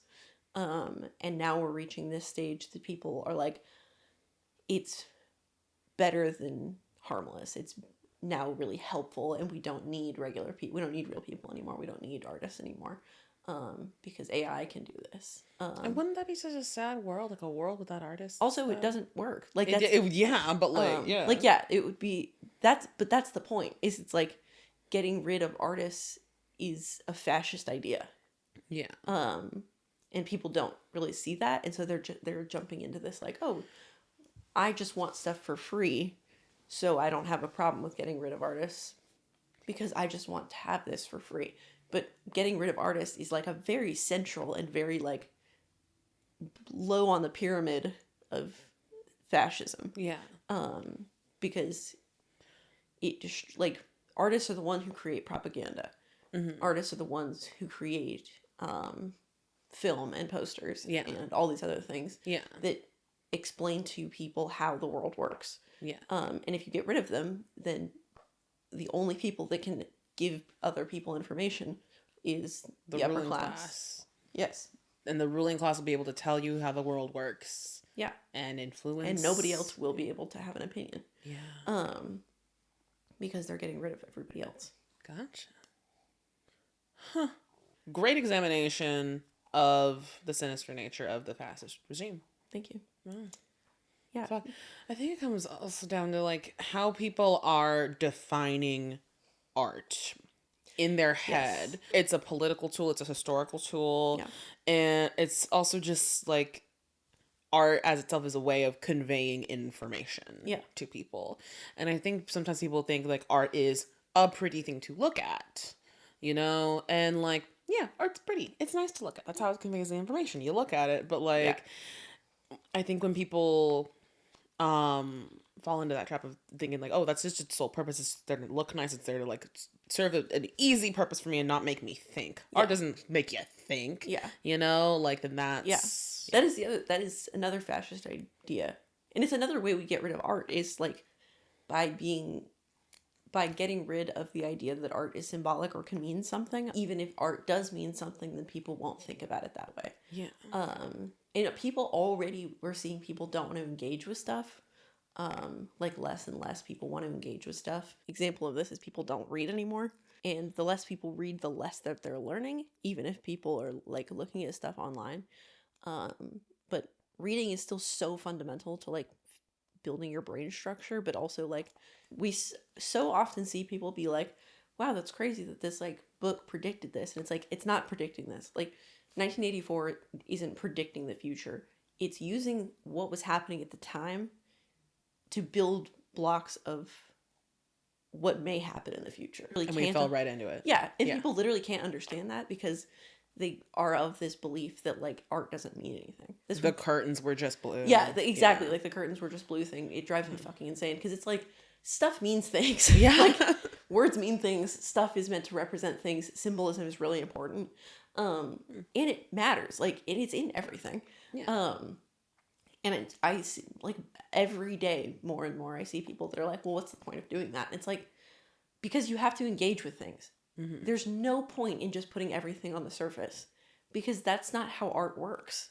And if you can't engage with stuff like a movie or a book that isn't telling you everything on the surface, like things are implied, then you can't engage with something like a painting where everything isn't told to you on the surface, because that's even more like, you have to look around and figure things out. Yeah. There's so many paintings where it's like, this is telling you a story, but you have to look at it and be able to infer things But now people are like, oh, you shouldn't have to infer. Like, inference is not as important as just being told. And it's like, no, it's much more important to be able to infer things. And a part of that is also so that not everybody understands things, so that you can make propaganda that's an inference. Yeah.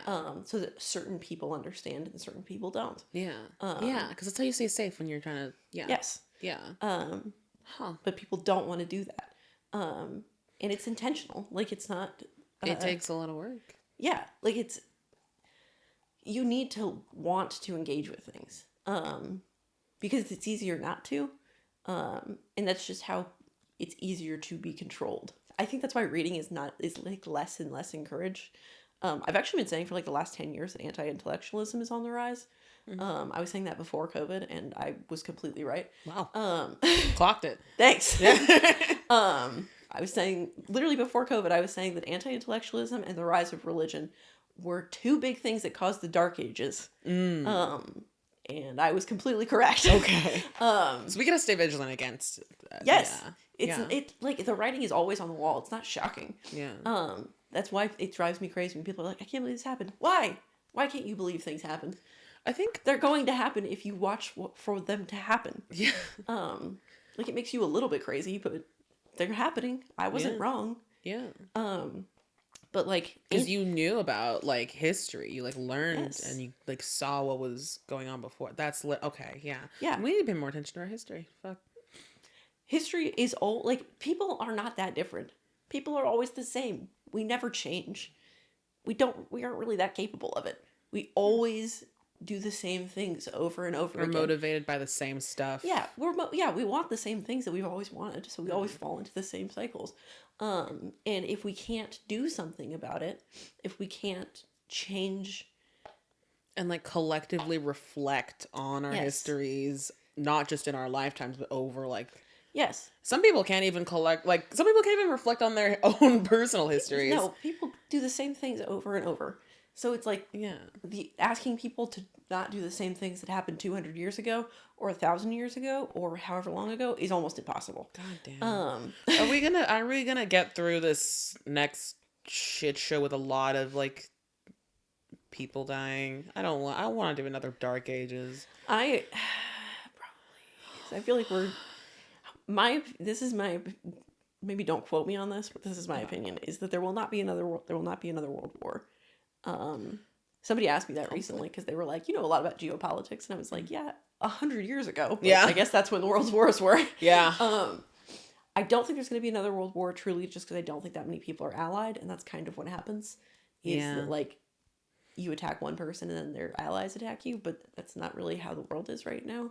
I think unless something does change, then we are at an anti-science time in history. Yeah. Because that's what's happening, is that we're at a time for anti-intellectualism. We could not be more perfectly recreating Nazi Germany. It is exactly 1-to-1, almost. I've always wondered what it's like to like live in that kind of this situation, and it's just this exactly. It's just this. We're just making. We're going to work every day. We're going to work every day. What the fuck? Because it's like we're sending emails. They were sending letters. We're going to the grocery store. What's happening? Yeah. It's just wrong. Yes, it feels like you should be doing something, but it's like it doesn't feel like there's that much to be doing. Like we're going to protests and stuff like that, but it's like overall it doesn't feel like there's that much to be doing. I remember 4 years ago people were like, "Oh, it's fucked up to say this is like Nazi Germany." And it's like, no, it's not. No, not anymore. Like we got there. Yeah, and I was like, we were right the first time. Yeah. But 10 years ago, I thought that the rise of anti-intellectualism was coming because people were just getting more stupid. Like, it's mean, but it's true. Yeah. I was in high school. Yeah. And I was like, people don't want to engage with anything. They don't want to look at what's behind the words of anything. And you know what I think it's because? I think it's because they're exhausted. I think it's because like the world, and it's like I've been thinking a lot about shock doctrine and stuff too, but like I think just over the past fucking however long, 10, 15 years, 20, as long as I can remember, like it's just, global recession, global crisis, wars, and then we go through, the American schooling system, which is just kind of like, SAT prep since kindergarten, and we come out making pennies Yeah. after our master's degree, and like that, all of that, like, and just trying to survive in that kind of situation. I think people don't like take the step back to like regard like the human things, like reflection Yeah. and learning and like nuance and the hard stuff that it takes to want to try and to want to learn Yeah. and to want to engage with things. You just kind of burnt out, so you're just clocking in and clocking out, and you don't take that step back. I think it's definitely true on some level. It's actually, I read this great book called Regarding the Pain of Others by Susan Sontag that it's one of my favorite books. It's super good. But that book was written in 2003, and she actually talks a lot about that burnout of like seeing things that are horrible on the daily.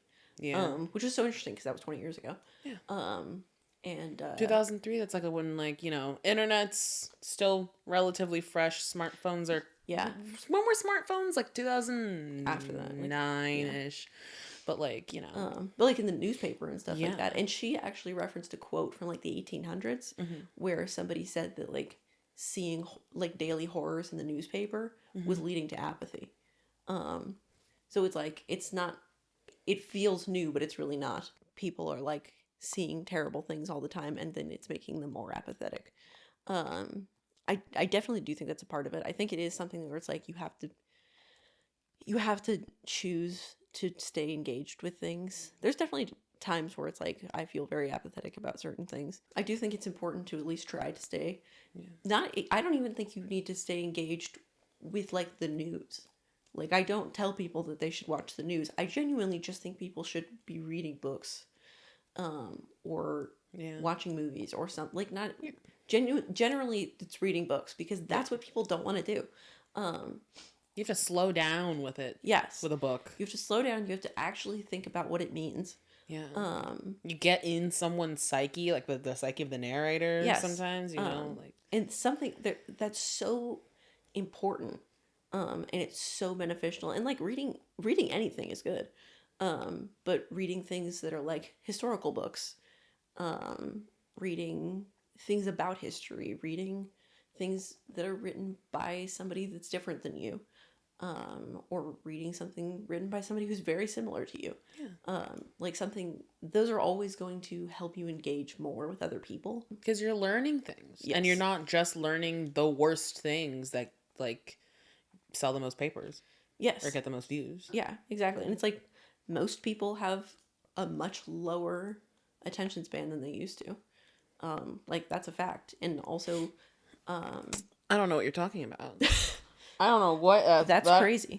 That's insane. in like more and more, as much as like, I feel like I almost did not want to believe this at first, but like truly, like iPads kids are like a real thing. Oh that- God! Don't get me started on it. Oh I know. My God, those poor children. It's so bad, and it's so bad. It's like, I was way into books as a kid. Yeah. I was a huge reader Oh as a God, kid. same. And it's like, Honors English beat it out of me. AP English, I think. It was like, that's fair. there's a bunch of books that are really boring that I have to read, and I have to read them right. No. Yeah, it's just like, but less people, literacy rates in America are going down. Less people are learning how to read. Because, and in part it is because, parents have less time to teach their kids how to read, but also in part because they don't think they should have to. To read? Yes, they think that think that teachers should have to do that. They don't think it's their job. Oh. And they also don't care. They don't think it's important. To read? To read. A lot of people just can't fucking read. 70% of Americans read at or below a 4th grade level. See, that doesn't make sense It makes to me, sense but it to me. tracks to me. It makes perfect. Every time I'm in the airport, I think about that quote. Yeah. That's the most I'm around people. Yeah. When I'm around like the masses, You know what? Yeah. like strangers, I'm like 70% of Americans read at or below a 4th grade That actually reading makes level. sense. Below 4th grade. I think like 10% of Americans are functionally illiterate. That's It might be lower, but it's around that number. That's the number I was thinking. That's what I was thinking of when I was like, you just can't read. I'm like, you can't read the signs on the street. Functionally You illiterate can't- means you can read the signs on the street. So functionally illiterate is like you can read. Functionally illiterate, you couldn't read a book. You couldn't read the back of like an Oreos container. Yeah, but you can could read read like a stop you sign. can drive. You can yeah. You can work your phone, Okay, but not much more. but not much more than that. Like I think a lot of iPad kids are probably functionally illiterate. They can work an iPad. They can't read a book. That's what that means. That paints a much clearer picture for me. Yes, because a That's lot of still people really are like, sad. yeah, the idea of illiteracy is very confusing, I think, because it's like you have to read to do a lot of things, but it's more like you have to. I'm gonna be honest. I'm gonna be vulnerable here. I think my understanding of illiteracy, the first image that I get that I'm noticing right now is like, ye old English, like, poor, like, milkmaid girl who just was never taught. And to think about that translating over to like modern day, it's a child with an iPad who can't read a book. Yeah. It's just like,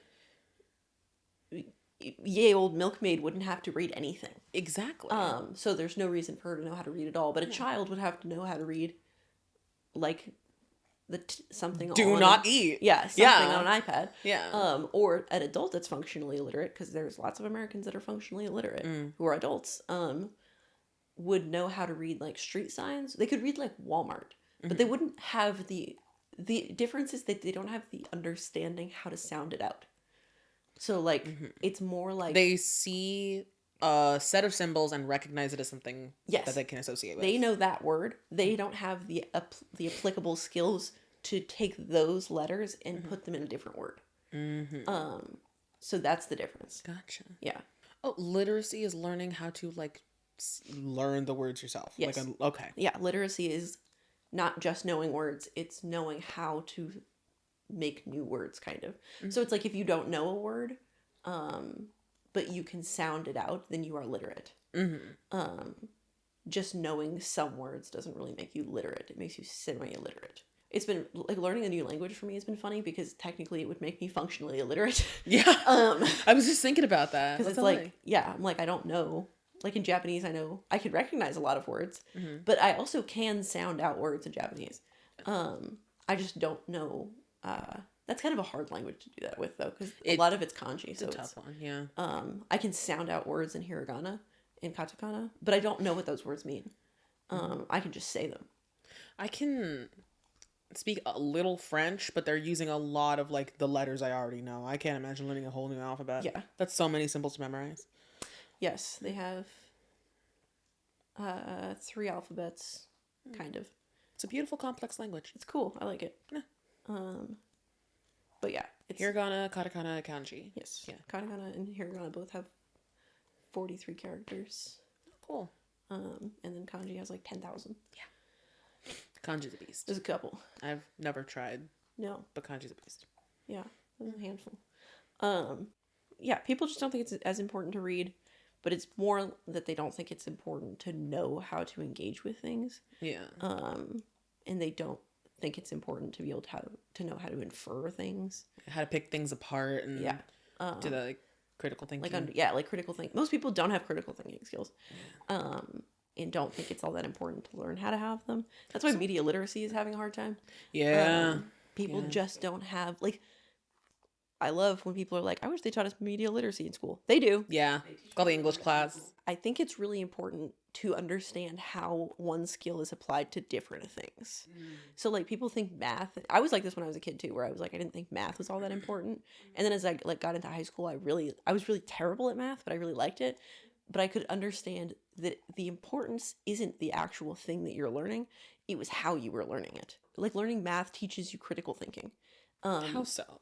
It basically I'm still in my math hating era. I recognize the beauty and wonder of math, and I know that it's a very important skill to learn to do math. But it hates me. It bit me. Yeah. It bit my dick off, and it called me a slur. That's totally valid. Yeah, it's mean to me. So please tell me. Basically, it teaches you critical thinking by being able to take one like theory and apply it to a bunch of different things.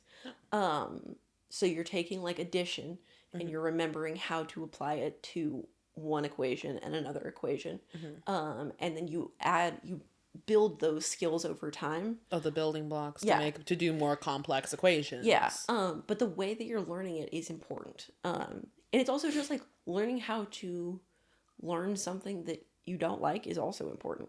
I never learned how to do that one. That's totally fine. Honestly, the reason I don't, I'm pissed. I want to know. yeah, the reason I am not good at math is because I was not good at it and I was slower, and so teachers wouldn't teach me. I just like, because I have a not a learning disability. I have a developmental disability. I can't believe I couldn't remember the word developmental disability. That doesn't look good. They're big words. It's big word time. Yeah. I have a developmental disability, so I couldn't learn math as fast as other people could. And so I literally wasn't being taught. So I didn't learn math from like 2nd grade to 7th grade. Wow. So I missed a huge chunk of learning. Yeah. And so I never got those building blocks. So it became impossible for me to learn after that. And so I failed math in 8th grade. And I had to relearn pre-algebra in 9th grade. But by that point, it was like I could not learn it. Yeah. Because I was having to learn everything after division. And that was so frustrating because I could tell that I really liked it, but I could not learn it. But this What's that feel like? lame. It felt bad. I didn't like it. So sorry. And I hated it. But it's like, I think as I got more into high school, I was like, I like this and I really want to learn it. So much so that I ended up in AP statistics because my teacher could tell how much I liked it and how much I wanted to learn it. In whatever class I took before that, you had to get a certain grade, and I didn't even get that grade. You had to get a B, and I got a C in that class. And she let me in anyway because she could tell how much I wanted to learn it. I got an A in my. that you got that. You got an A in that class? I got an A in my first semester. I got an F in my second semester. Well, that's real. But it was unrelated. There was other things going on. Yeah. Still. We had a sub for the whole second semester, and I almost tried to kill myself. Oh. And I was starving to death. So there was a couple things going on. Those will do it. Yeah, so I Ugh. hold on to that A though. Yeah. But Congrats on that A. Put it there. Put it there for that one. Anyway, learning math is good because it builds critical thinking skills. But learning anything, like learning science, is good because you learn about the world around you, and it just makes you curious. You don't need to know about science every day, typically. Well, You should some science. know a little bit about science. Some science you need to Vaccines are know. real. Yes. But it also Put a mask on. Like, yeah. but it's like it gives you the basics of science, and it makes you curious about science. And if you know how the fucking scientific method works, then you're not a moron who thinks that all science is fake and made up. Yeah. So that's something. I hate when people are like, I don't trust science because science was wrong before. Yeah. Science is wrong a lot. That's the kind of Science thing wrong about constantly. science is just what we have discovered so far. That's not science. learning process. It's a learning process. It's not science's fault. It's just the passage of time. It really helped me, I think, get perspective on my ADHD diagnosis because I was like, why did no one catch this for 25 years? Until I was like, oh, we didn't know what it looked like in women for a Yes. long time. Absolutely. That's no one's fault. That's just the passage of time. Yep. We just know stuff more now. So being like, I think the earth is flat because science was wrong before is bizarre and dumb. How have you been taking, I guess, steps to kind of engage in learning in your life? Besides, you read a lot. I read a lot. You read a lot. I'd say mostly reading. I do listen to some podcasts. I mostly feel like I listen to podcasts for fun. Yeah. But I guess But you can learn for fun. that's true. I guess I'm not learning for fucking school. I'm learning for fun. Yeah. But I think it's still good to like continue to learn no matter what. So I mostly read a lot. I read a lot of historical books. And then listen to a lot of podcasts. I watch some like YouTubers that talk about history and stuff like that. There's this YouTuber that I love who's actually like a fucking art history professor who sometimes I'll just put on his lectures because he posts them all on YouTube. Sick. Yeah, they're super fun. I love when people post lectures on YouTube. It's just like, it's like 4 hours of like here's all of art history in Russia forever. I love it. And then you don't have to like take the whole class. It's 4 hours. It's the best. That's awesome. So I love learning stuff like that. That's good. I I should start doing that more. I should do that with more science stuff. Yeah, science is so cool. They have so many good documentaries. I love ocean documentaries. That's like my favorite thing. Yeah. Yeah, I used to want to be a marine biologist. Oh, sick. Fish rule. I fucking love fish. Yeah. Were you more interested in like the fish life, the mammals, the plant life? Fish. What? Love fish. Yeah. Love deep sea fish. I think they're so cool. Ooh, the nefarious anglerfish Yes. is all the rage these days. I know. People are big on that fish right now. Didn't they find like an anglerfish that like floated up? Yes, the fish like swam up and they'll die when that happens. That's why Yeah. the people are like way in on that. Yeah. I have a fish tattoo Ooh, cool. of Wait, I think I might have seen. Is it on that arm? yeah. Still? Yeah, my I saw it. coelacanth tattoo. That's cool. The coelacanth was believed to be extinct for 300 million years. Wow.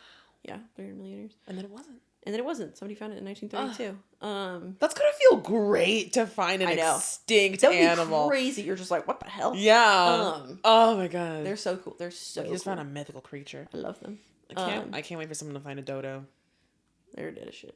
I can't wait. I will get into fights with people about the megalodon also. The megalodon? Yeah. What about the megalodon? That's extinct as fuck also. It's just, Yeah. you know what it is? Yeah, the big shark. Big shark. Big shark. It's It's extinct as fuck. it's real extinct, but my best friend loves to be like, No, it's not. There's megalodon one. still exists.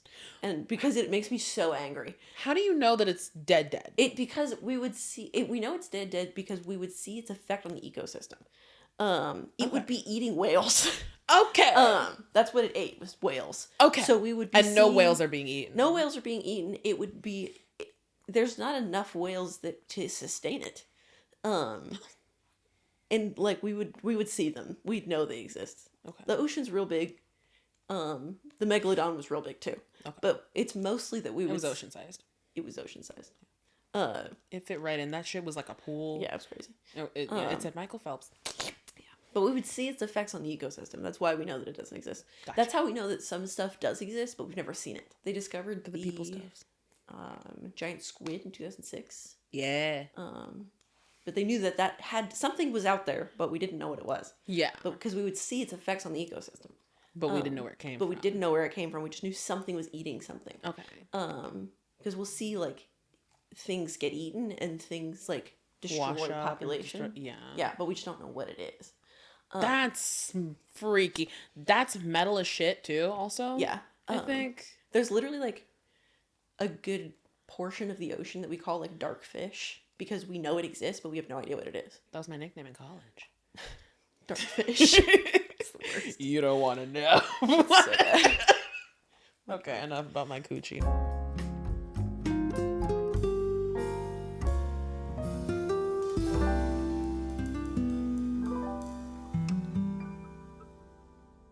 These AI families are freaky as hell.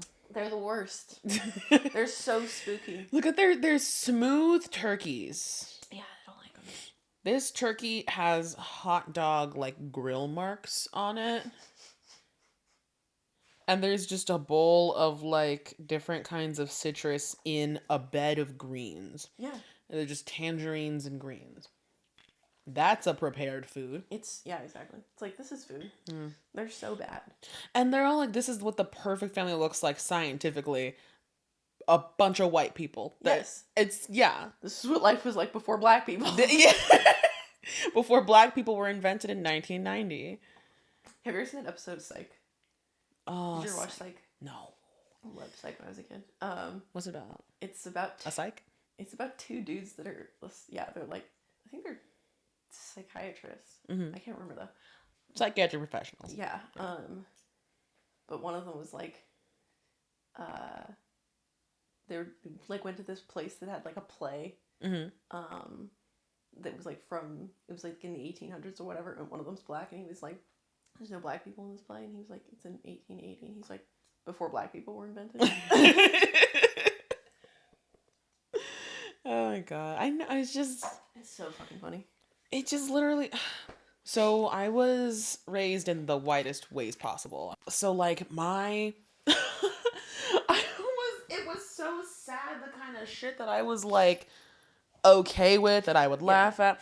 And like my white friends would be like, oh my God, you don't listen to Kanye West? I can't believe I'm blacker than you. And I'm like, that's a cool and okay thing to say, fellow 10-year-old.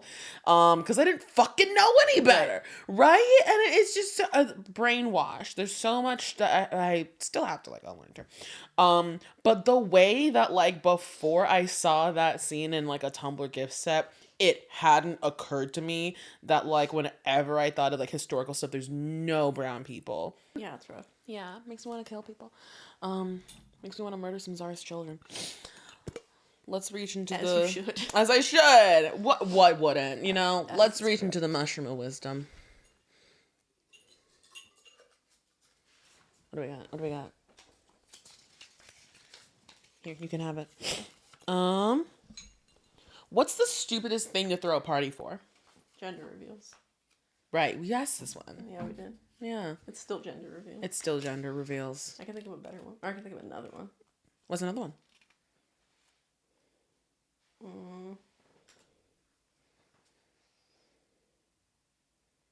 Anything frat or sorority related. Really? Well, you don't strike me as a fan of No. Greek life. No. There's a lot I think it's dumb. that's fucked up with it. I think it doesn't make. I don't really understand it, and I think it's dumb. So.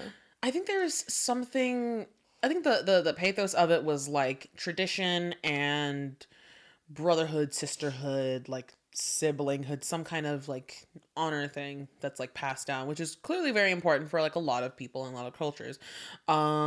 I also think that what it's actually devolved into in reality is like the vibe that it gave me in my college experience was like, we're gonna do a long like multi-week interview to prove that you're good enough to be friends with us. Yeah, that seems super weird and lame, and it's very exclusive. And I don't think the college I went to did not have Greek life.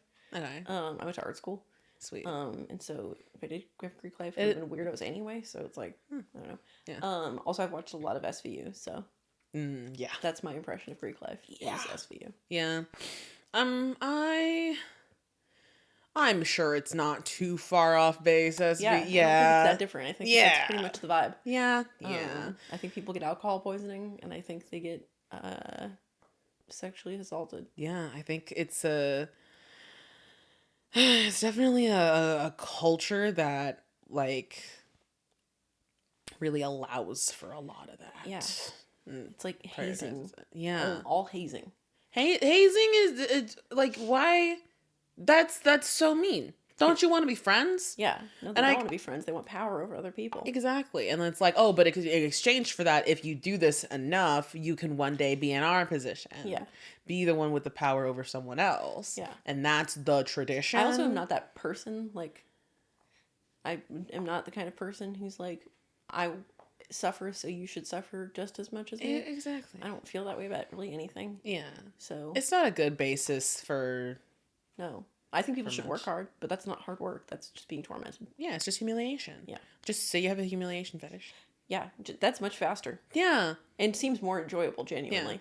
I think more like if you're 18, you're shipping off to like your new life in a new city. You're gonna get your education, get your career started. I think it's better for you to join a kink dungeon than a frat. Probably Because it also seems like a massive waste of money for schools to pay. it's a lot of money. It is, and it's like, I think it's stupid. Like, I get sports. I get why schools pay for sports. I don't get why they pay for frats or sororities. I think it's because of all the like charity work that gets done. Yes, but they Yeah. could just pay for charity work They could pay for charity work. instead of like whatever's going on with that. Yeah. Yeah, History, prestige. sure. Yeah. Do know. Legacies, more stuff like that. We got a blue one. Legacies are also the biggest DEIs for colleges. Did you know that? Legacies are what now? Biggest DEI like acceptances. Yeah. Legacies? Yeah, obviously. I mentioned in my application that my application to U of A that my brother went to that school instantly. Yeah, So fast.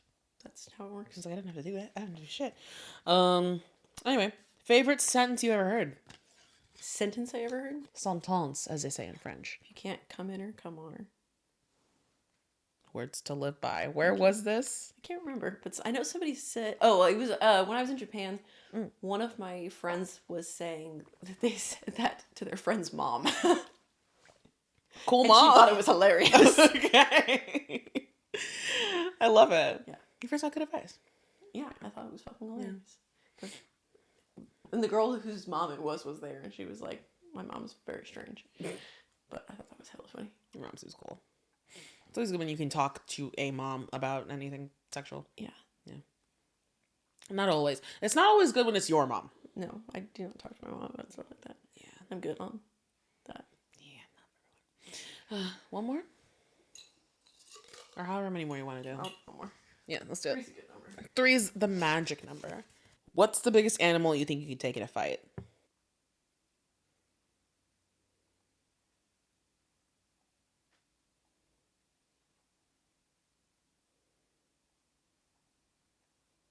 Trying to think of all animals right now. That's solid. Take your time. Probably an ostrich. You think so? Yeah. What's your strategy? If I have my cane, definitely just beating it with my cane. Yeah. If I do not have my cane, grabbing its neck. I feel like I could do that. Okay. Do you think ostriches are the type to put up a fight? No. They don't. I think they're really big, and I think they're not very good at what they do. Are they big enough to ride? I can't remember. Like Yeah. a child can ride an ostrich. I think that. I think a person could ride an ostrich. You think so? Maybe a small person, but I think a person can ride an ostrich. I've never seen a person ride an ostrich, but I bet they could. I've seen it in cartoons. I've seen it in cartoons. I've seen it in, which we know. they can do it in Minecraft. Yeah. Yeah. But I don't know if I've ever seen a real person ride I an just ostrich. started playing Minecraft. I did not know there were ostriches. Does Yeah, this game there have is. fucking everything? Yeah. Crazy. But there's also mods that you can Okay. get for other. Yeah, my friends modded the server so you can have a cigarette. Hell yeah. Cool server.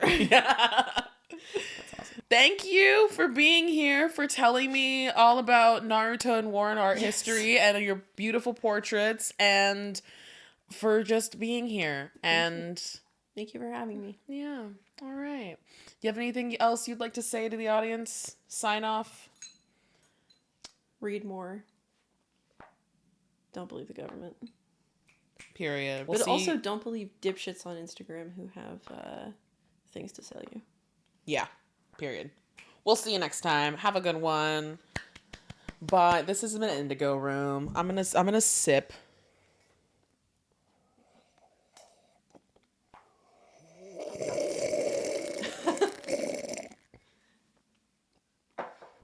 That made it so bubbly in my mouth, I almost choked.